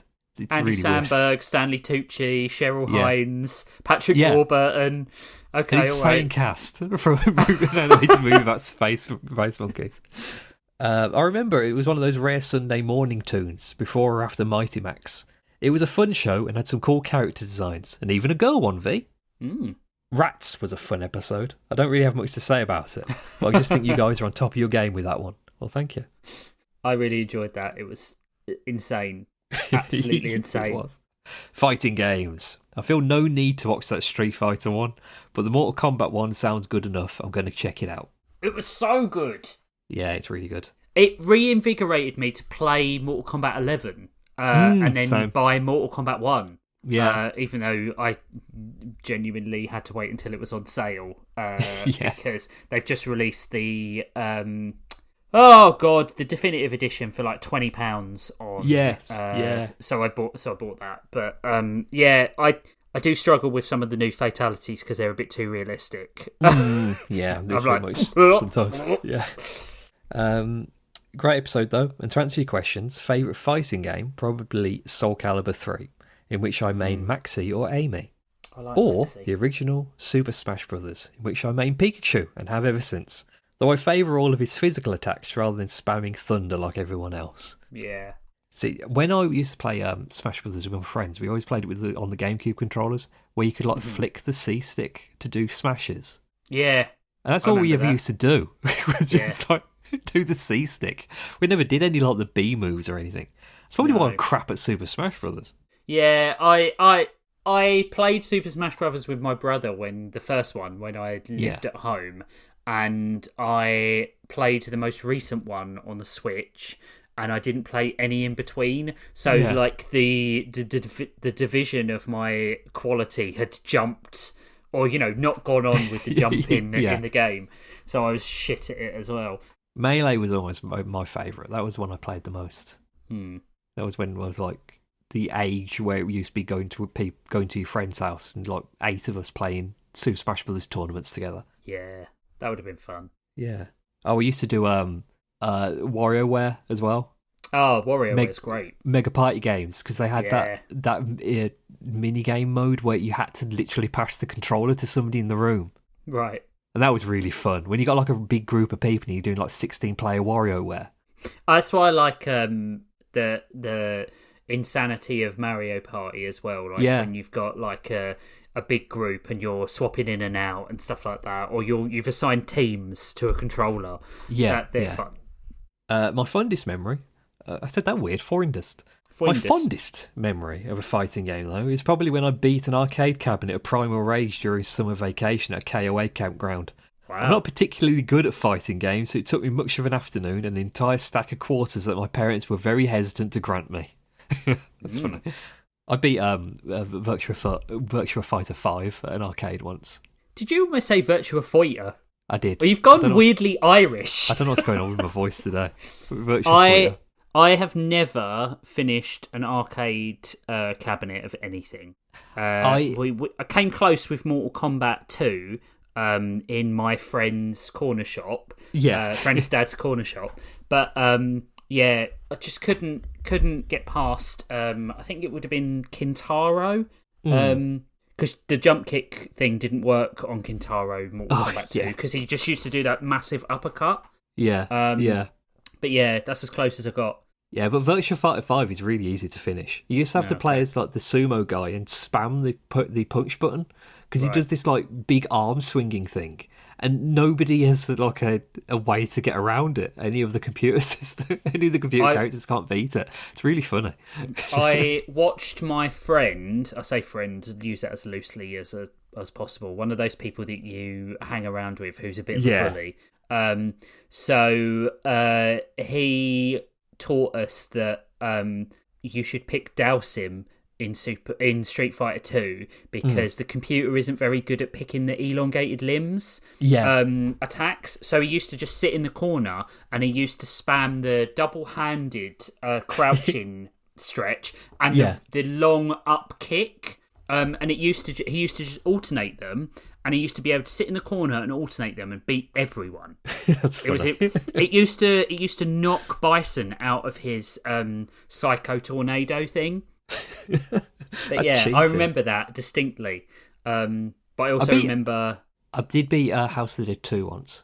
Oh, that's cool. I like that's the best one. It's the worst acting in it, the worst voice acting, but it is good. There is a place, an arcade game that's like a barcade, but not without the bar thing for kids. Yeah. And it's got a House of the Dead 2. It's called Continue, and it has the same topography as Continue. That's crazy. Yeah. Do they know about it? I've told Josh about it, and he was like, "I'm going to sue their asses." That's really funny. Oh, God. About Primal Rage, that was one of the first arcade games I ever beat, and I think I did it with one of the T-Rexes. It always amused me that the levels had an audience of tiny Neanderthals spectating, like you'd want to be anywhere near a kaiju battle. I'd want to be near a kaiju battle. Shit. I'd want to be a safe distance. Yeah. I got the new Godzilla vs. America comics. Oh, right, yeah. When I bought the both of them, I got Godzilla vs. LA and Godzilla vs. Boston. Right. And what they're done as like short stories set during Godzilla attacking a town in America, attacking a state in America. The next one they're doing is Godzilla versus Kansas City, which is probably going to be quite funny. But one of the comics in Godzilla versus Boston is the Boston Marathon continuing while Godzilla is attacking. So they're just like ignoring Godzilla in the background, destroying buildings, so they can finish the marathon. That's cool. That's really funny. I love it. That's really and one cool. of them is a really nice one of Mothra just visiting Boston, and then like the caterpillar version of Mothra, just going through the streets, and everybody's like, "Hi, Mothra!" like just having a little Korean, like taking in the sights. Then she pupates in a baseball stadium and becomes Mothra, and then it's just Godzilla and Mothra just like walking around, having a look around, like just enjoying Boston. It's really nice. That's cool. Great comics. I very much recommend them. I like it when they do something really, really different. Yeah, with the comic. Titan AE. Pretty interesting that this was one of 3 attempts Joss Whedon got at making a ragtag crew of awful people before he only kind of stuck the landing with Firefly. Alien Resurrection. Yeah, it's probably the latest attempt. But man, do I love me some Michael Wincott.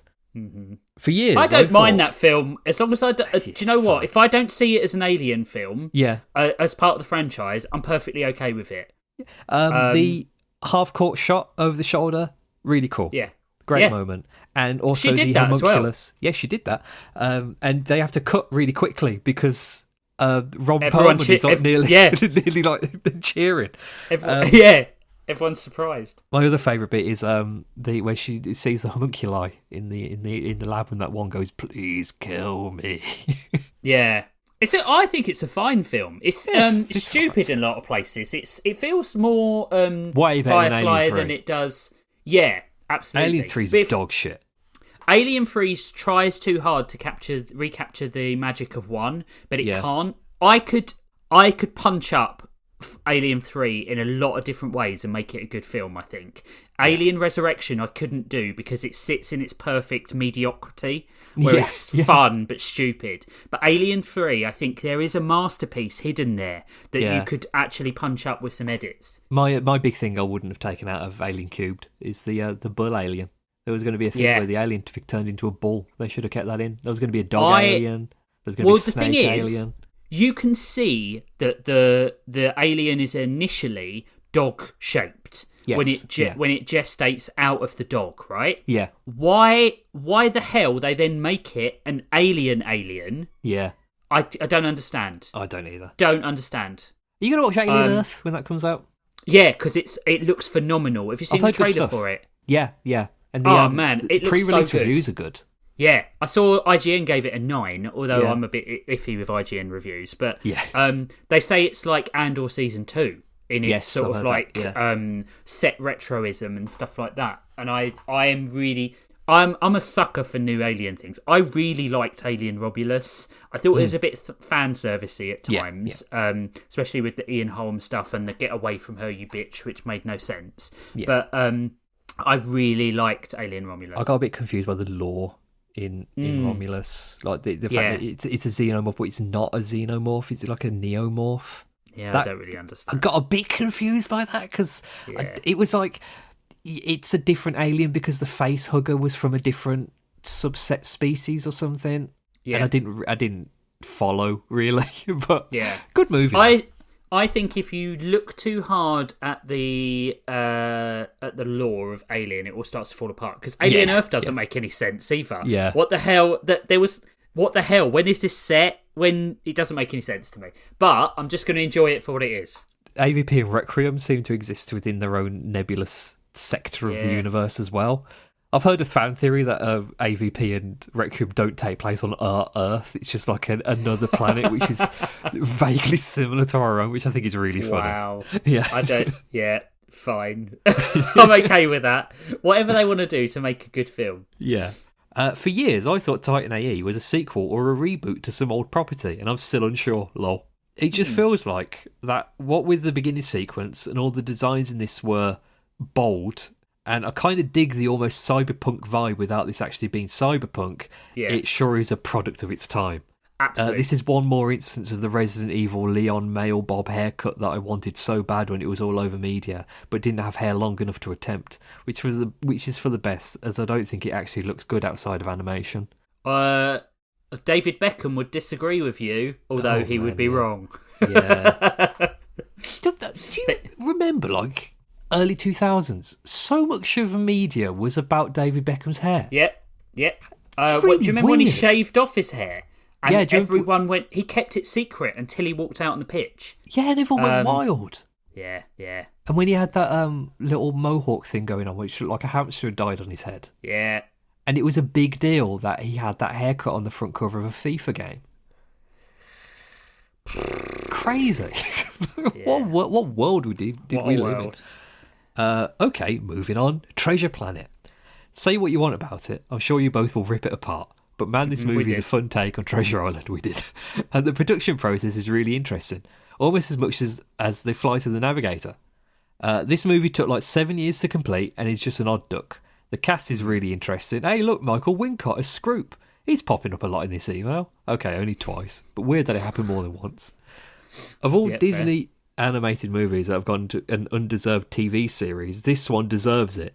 You could do so much with space pirate adventures on this sick-ass spaceships, but it flopped. Still, it'll always be my second favourite Treasure Island movie, right behind Muppet Treasure Island. Muppets Treasure Island, yeah. I mean, there's not much choice, really, is there? I would say, Treasure Planet has a lot of problems. I feel like it needed another pass. Is the big problem. Yeah. But I still, I enjoyed watching it. I would not go back for a long time. But I'm just like, yeah, fine. Yeah. Fine. Looking forward to your upcoming episode on K-pop Demon Hunters, and I'm ready to rewatch it and be thirsty all over again. I want to get one of them Gat hats. I've loved them since Kubo and the Two Strings. Have you guys done a Leica episode? I don't remember, but if not, do. We should do a Leica episode. I love Leica movies. I love the Box Trolls. That's Leica, isn't it? Yeah. No, we haven't done one. We should probably do that. Probably stick it on the list. Yeah. Love you guys. Love this community. Traffic is finally moving again, so I'll catch you all next time. Thanks for always making my commute time more tolerable, Squid. Thanks, Squid. That was a good one. We've got an email here from Carlos. Oh. And it's called Street Fighter 2 movie and Mortal Kombat stuff. Oh, he said he was going to send this. Yeah. He said, because I think Carlos has some big opinions about the Street Fighter 2 movie. Yeah. So, yeah, I'm ready for this. I'm ready for him to wreck us with the fact that we were wrong about the Street Fighter 2. Hello, Hounds. Long-time listener, second-time caller. I enjoyed the Street Fighter and Mortal Kombat episode very much, but I kept taking hit after hit of psychic damage as you guys tore apart one of my favourite animated features. I always like your perspective on Toonhounds, but can I ask you how you feel something like this movie would hit you as 1, a 13-year-old fan of Street Fighter 2, 2, a fan of martial arts films and martial arts anime, and again, a 13-year-old boy in 1994? I mean, I would have loved it. It would have been I'm going to say something, and you're going to totally get this. This is your Transformers the Animated Movie. I know deep down inside that Transformers the Animated Movie is the biggest pile of shit, but I love it. I love it with all my heart. I have shown Evan it. He loves it. We're going to go to the cinema to see it, to break the curse of the dead dogs. If something else happens, I can't watch it anymore. No, you're not. Because I'm pretty convinced that a dog is dying every time I'm watching it at the moment. Yeah. We all have franchises of films like that, surely. Yeah, not that kill dogs, that it's shit. Yeah. Oh, I know something, right? You love Kingdom Hearts, but there's a problem with it. Yeah, right? It's dumb as hell. It's silly, and people get far too into it. Yeah, but you love it, right? Yeah, it's great. I love Kingdom Hearts. I love all the wacky shit that goes on with it. It's one of those things. As a 13-year-old boy, I would have seen animated boobs. Yeah, so that would have made your day. That would have been a 10 out of 10 movie for me anyway. But also, it gives some...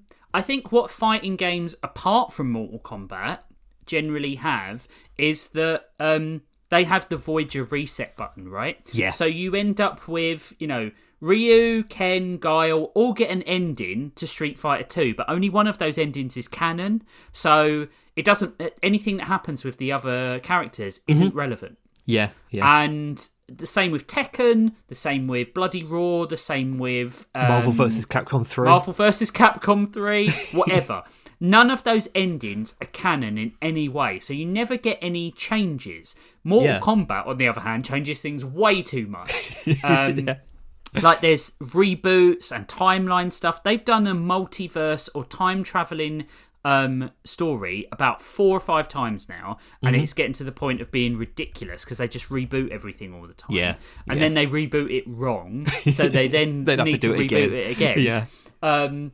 But I think that's my big problem with fighting games in general. Now, if I had have seen this when I was 13, I think it would have been oh my god, there's some lore that actually sticks around this, so I can give the fighting game some context, because I'm a massive lore person. I love a bit of lore. I love a bit of background. Yeah, exactly. So I think if I had seen this when I was 13, loving Street Fighter as I did then, especially maining Ken because his surname is Masters. I would have I would have had a completely different opinion about this film. As it is, seeing it with more objective eyes, it just tries too hard with everything. It's like it's like they've turned the edgelord dial up to 11. Oh, pretty much. Yeah, it's the music for me. It's the grunge. Yeah, but even then, I like you show me a bit of Alice in Chains. I'm down for Alice in Chains. Them Bones is a great song, even though it's not a great song.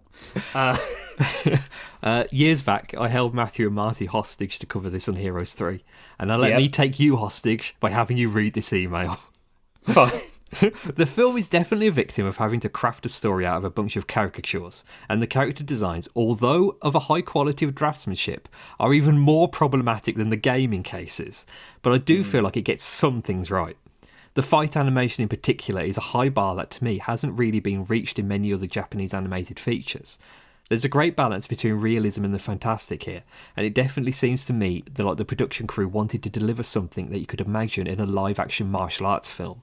The camera eye and the planning of the action, especially in the Chun-Li Vega fight, is on a masterful level. I will give you that. I'll give you the fighting is good. I think that first fight between Ryu and Sagat and that fight between Vega and Chun-Li are great. I think all the fighting choreography is really well done, especially with the camera, quote unquote, camera angling and stuff like that. Really ambitious for an animated film. Yeah, I think. Yeah. Did we say that at the time? I think so. I don't remember. Probably. I don't remember anything we talk about. Nah. When did we talk about Street Fighter? I don't remember this at all. But also lol Chun-Li boobs. I can definitely step back and see how dumb or wrong parts of this are, but I also think that's part of what makes the conversation about it interesting. I was honestly surprised to hear how negative you guys were on the film, but I easily got over it. That's good. I like when people get over it. Yeah. I can imagine how disappointed it would be if people got properly upset with us when we. No one ever gets upset with us. No, that's the thing. Yeah. I think the thing is, it's that there are lots of films. I'll use Transformers the animated movie as an example again. Yeah, I loved it. I will always love it. But I can objectively look at it and say, this is stupid, regardless of how much it means to me, regardless of how other people will say to me, yeah, but Orson Welles didn't really do the voice of Unicron. He wasn't well enough to do it. I'm like, no, it's Orson Welles' last appearance. Everything about it, if I watched it today, I know I wouldn't like it. I wouldn't like it at all. If it was a new thing, yeah. If it was a new thing. Especially when films like Transformers 1 have come out, and the Transformers genre in general is just trash anyway. I don't care about it. Yeah. In fact, I'm going to say this. I don't think I could legitimately sit down and watch some of the Gen 1 or any of the cartoons and find any enjoyment in them anymore. I think it would be ironic enjoyment. Yeah, it wouldn't be genuine enjoyment. No. It wouldn't be like, I'll see what happens next. It would be, I wonder what dumb shit is going to happen to the Transformers in this episode. I think with Toonhounds, what we do occasionally, and I know Carlos isn't expecting me to explain anything. I know he's not banal enough to know that we this opinion means anything. But if something isn't as good as I want it to be, sometimes I will, and sometimes I will be a bit more critical on it, but also we were comparing it to something that did come out recently and we really enjoyed. Yeah. And I think that's a massive difference. I can genuinely say I enjoyed Street Fighter 2. I just thought it was stupid. Yeah. And I think sometimes you need that. Like, what have I, like Demolition Man? Perfect example there. Absolutely stupid film, perfectly enjoyable. Yeah, there's a lot of films like that. Yeah, mainly with Arnie in them. Yeah, mainly. Yeah, Commando movies from the 80s. Yeah, Commando, perfect film for chewing gum for the brain. I think this Street Fighter 2 is a chewing gum for the brain film. I could sit down and watch it again tomorrow, and I'd happily enjoy it. But if I have to critically, like go through it and decide if it's a good quote unquote movie, I think this is what critics struggle with, right? They struggle with the dynamic between did I enjoy it and is it a piece of art? Yeah, it's like we said in a previous episode about like the idea of hating things don't really. It doesn't mean anything if we say that we hate it. It's usually like hyperbole for the purposes of entertainment. Like, I don't care about people's reviews of things like at all. No, like, I don't. Me neither. I don't read like it's gotten a 5 out of 5. Like, that doesn't mean anything to me. Like, and especially when it's people I don't know. If it's like a random person on the internet who's telling me what their letterbox review score for some film that came out in 1987 is, I don't care at all. Like, we do the 10 out of 10, or we rank our things, but that's more as like a doorstop. This is like we're done talking about this thing, so we're going to give it a rating so we can move on to the next thing. It's like it's a very easy way to end a conversation, but it doesn't mean anything. Also, I am picky and fickle, and if I give something a 6 out of 10. Could enjoy. The next time I watch Mortal Kombat Legends of Scorpion or whatever the hell it was called, I guarantee I won't like it as much. Yeah, because you've seen it already. And then I'll probably like it more the next time. I don't think a lot of things stand up to repeat viewing. Yeah, it depends. I'll watch Groundhog Day as many I'll watch that like 10,000 times in a day. Yeah, and Limitless as well. I can watch that whenever. Hot Fuzz. Yeah. But most things, I'm like. I was talking about Superman. I could have sat in my chair and watched Superman all over again. Yeah. But I couldn't have done that with Man of Steel. No. Oh God, no. And I can say I've watched it once since I saw it at the cinema.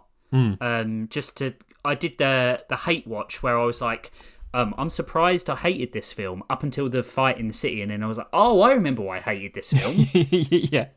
Yeah. It just all falls apart. We should probably get back to the email. Yeah. We've been on for 2.5 hours. I saw this shortly after it was released, and it was incredibly influential to me. This is Street Fighter 2. The art and the music, the Japanese soundtrack, still inspire the things I create. But I would have to preface... I can never remember how to say that word. It's not preface. Preface it before I recommend... Yeah. Preface. Preface. Yeah. I would have to preface it before I recommended it to anyone that might be interested in watching. Here's a funny thing I don't hear people talk about. The finale of Captain America the Winter Soldier has a lot of similarities to the Ryu and Ken conflict at the end of this movie. Ryu reluctantly having to fight his lover, brother from another mother. Ken struggles between his brainwashed mission and his recovery. The tone and the plot are surprisingly similar. Maybe it's just me, but they line up pretty close. Yeah, I can see that. There is a reason why the biggest ship in the MCU fandom is Stucky. So, yeah, just saying. I also think that if they were going to go with that angle, I think Ken should have been a villain from the start. Maybe. I think they should have played it as a rivalry that was driving him, but he didn't realise he was being brainwashed by M. Bison. Yeah, maybe. I did watch the Mortal Kombat feature after you guys recommended it, and I thought it was okay. Oh, man! I feel like I read that in a very patronising, condescending way, like I made it sound sarcastic. It was okay. It was okay. It's a good review. When WB purchased NetherRealm Studios and knew that it must have been a dream come true for Ed Boon, to me, Mortal Kombat has always been a fruit salad of the things I like. Enter the Dragon, Big Trouble in Little China, Bloodsport, all things you could see on the surface level. As the games continued, it also became clear that superhero comic books played a big influence in how they handle the storytelling. So having the same DNA that handles the DC animated features was a perfect fit.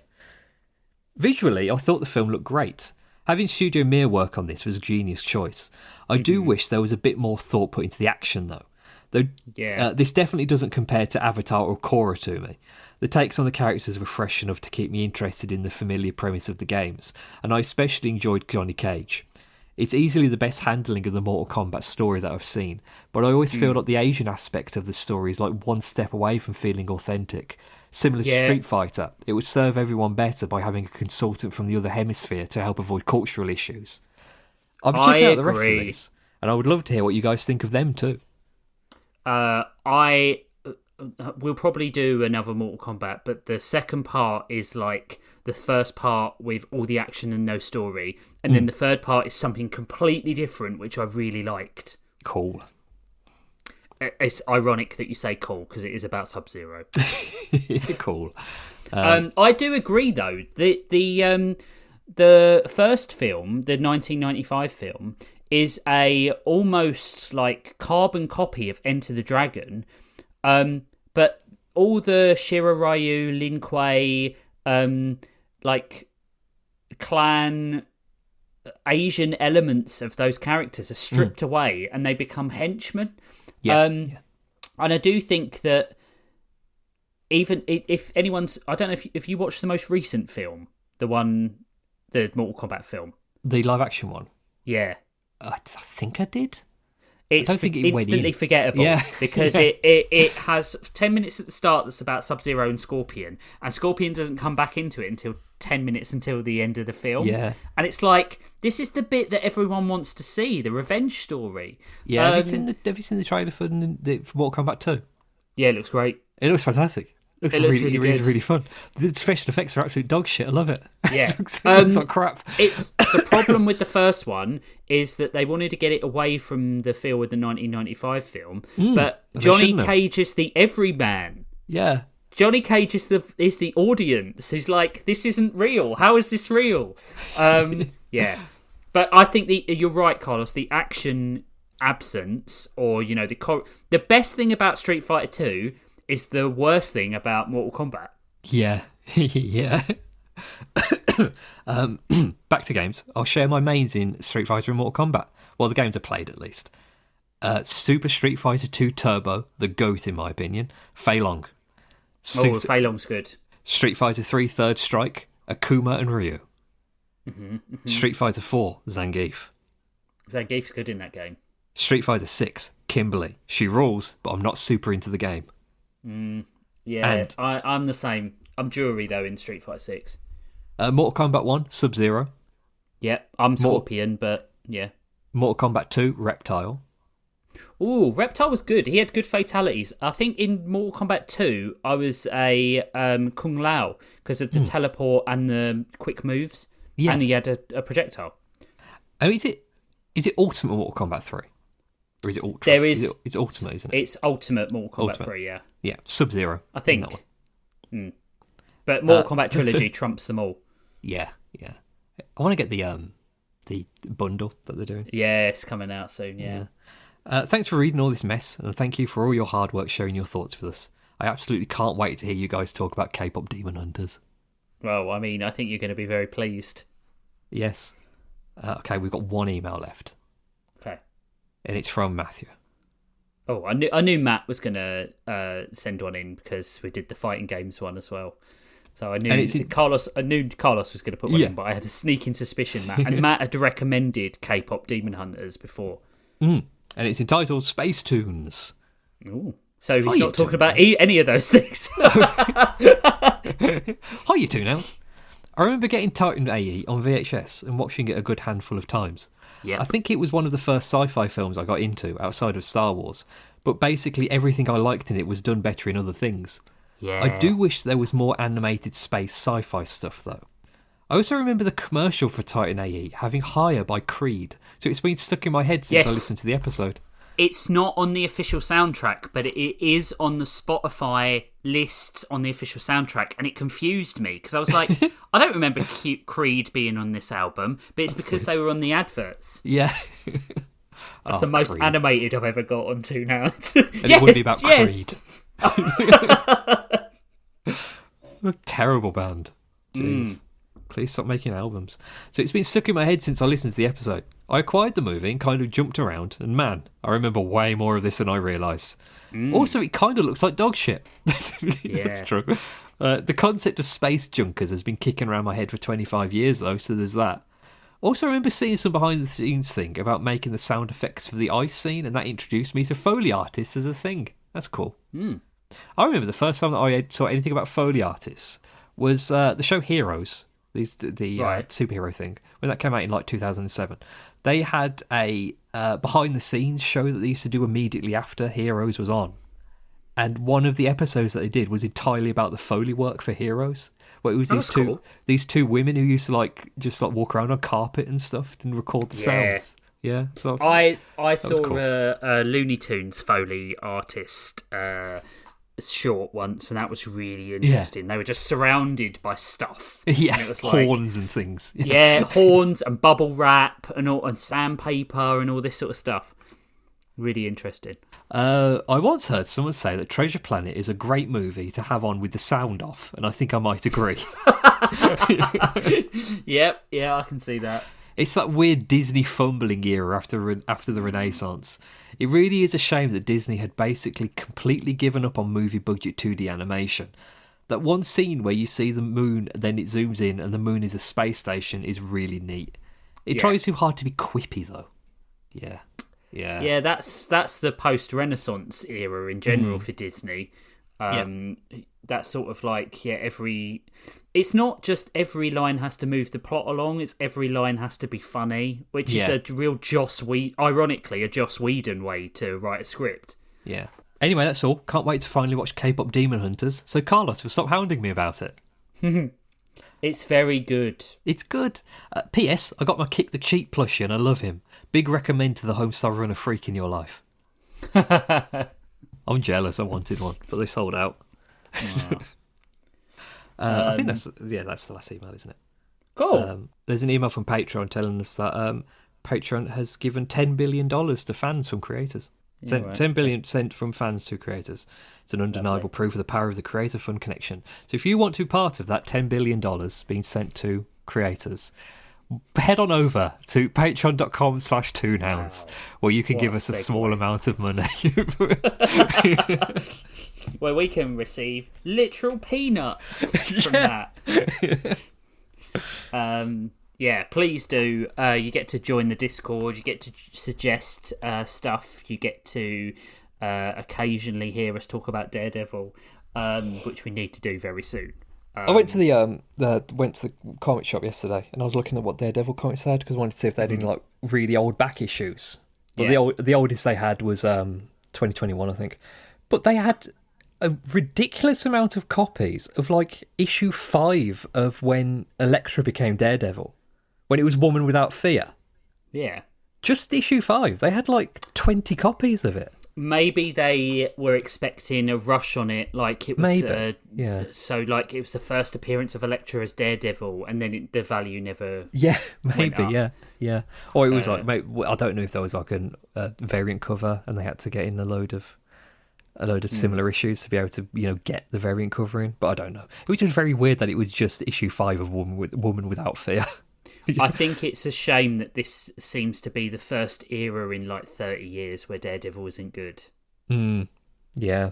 It's a shame. It's a real shame. I don't like that new armour he's got, that like weird black armour. No. I think they're trying to do that because he has the black armour in Born Again too. Yeah. Never mind.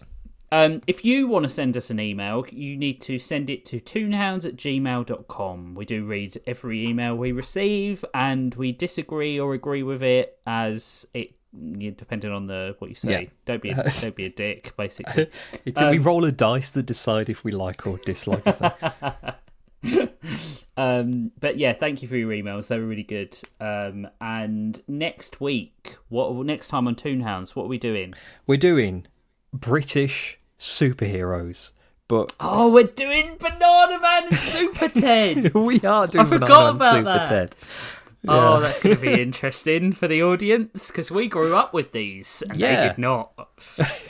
But go on, it's all on YouTube. The entire we're going to watch the entire first season of Banana Man because the episode's like 5 minutes long and it's only like half hour for the entire thing. It's on YouTube. Somebody has been kind enough to upload the entire thing. I don't think it exists anywhere else. No, I don't think it does. I think there might have been VHS tapes and that was about it. Yeah, but go on YouTube and watch them. Super Ted, we'll probably work out which episode we're going to do about that. I would like to watch an episode of Super Ted to do about Planet Spot because Planet Spot is a crazy, batshit insane place. Yeah. Spotty is a weird character. Yeah, really weird character. Yeah. So we'll see what that's like. It'll probably be shit. What are we doing? Have we lined up anything the week after? I don't think we have. All right, we'll talk about that offline. Yeah. When we figure something out, I will put it in the announcement sector of the Discord. Yeah, another reason to become a Patreon supporter because you can watch in advance. Yeah. But I think at some point we need to do a live watch along of something. That would be quite funny. But we'll sort that out.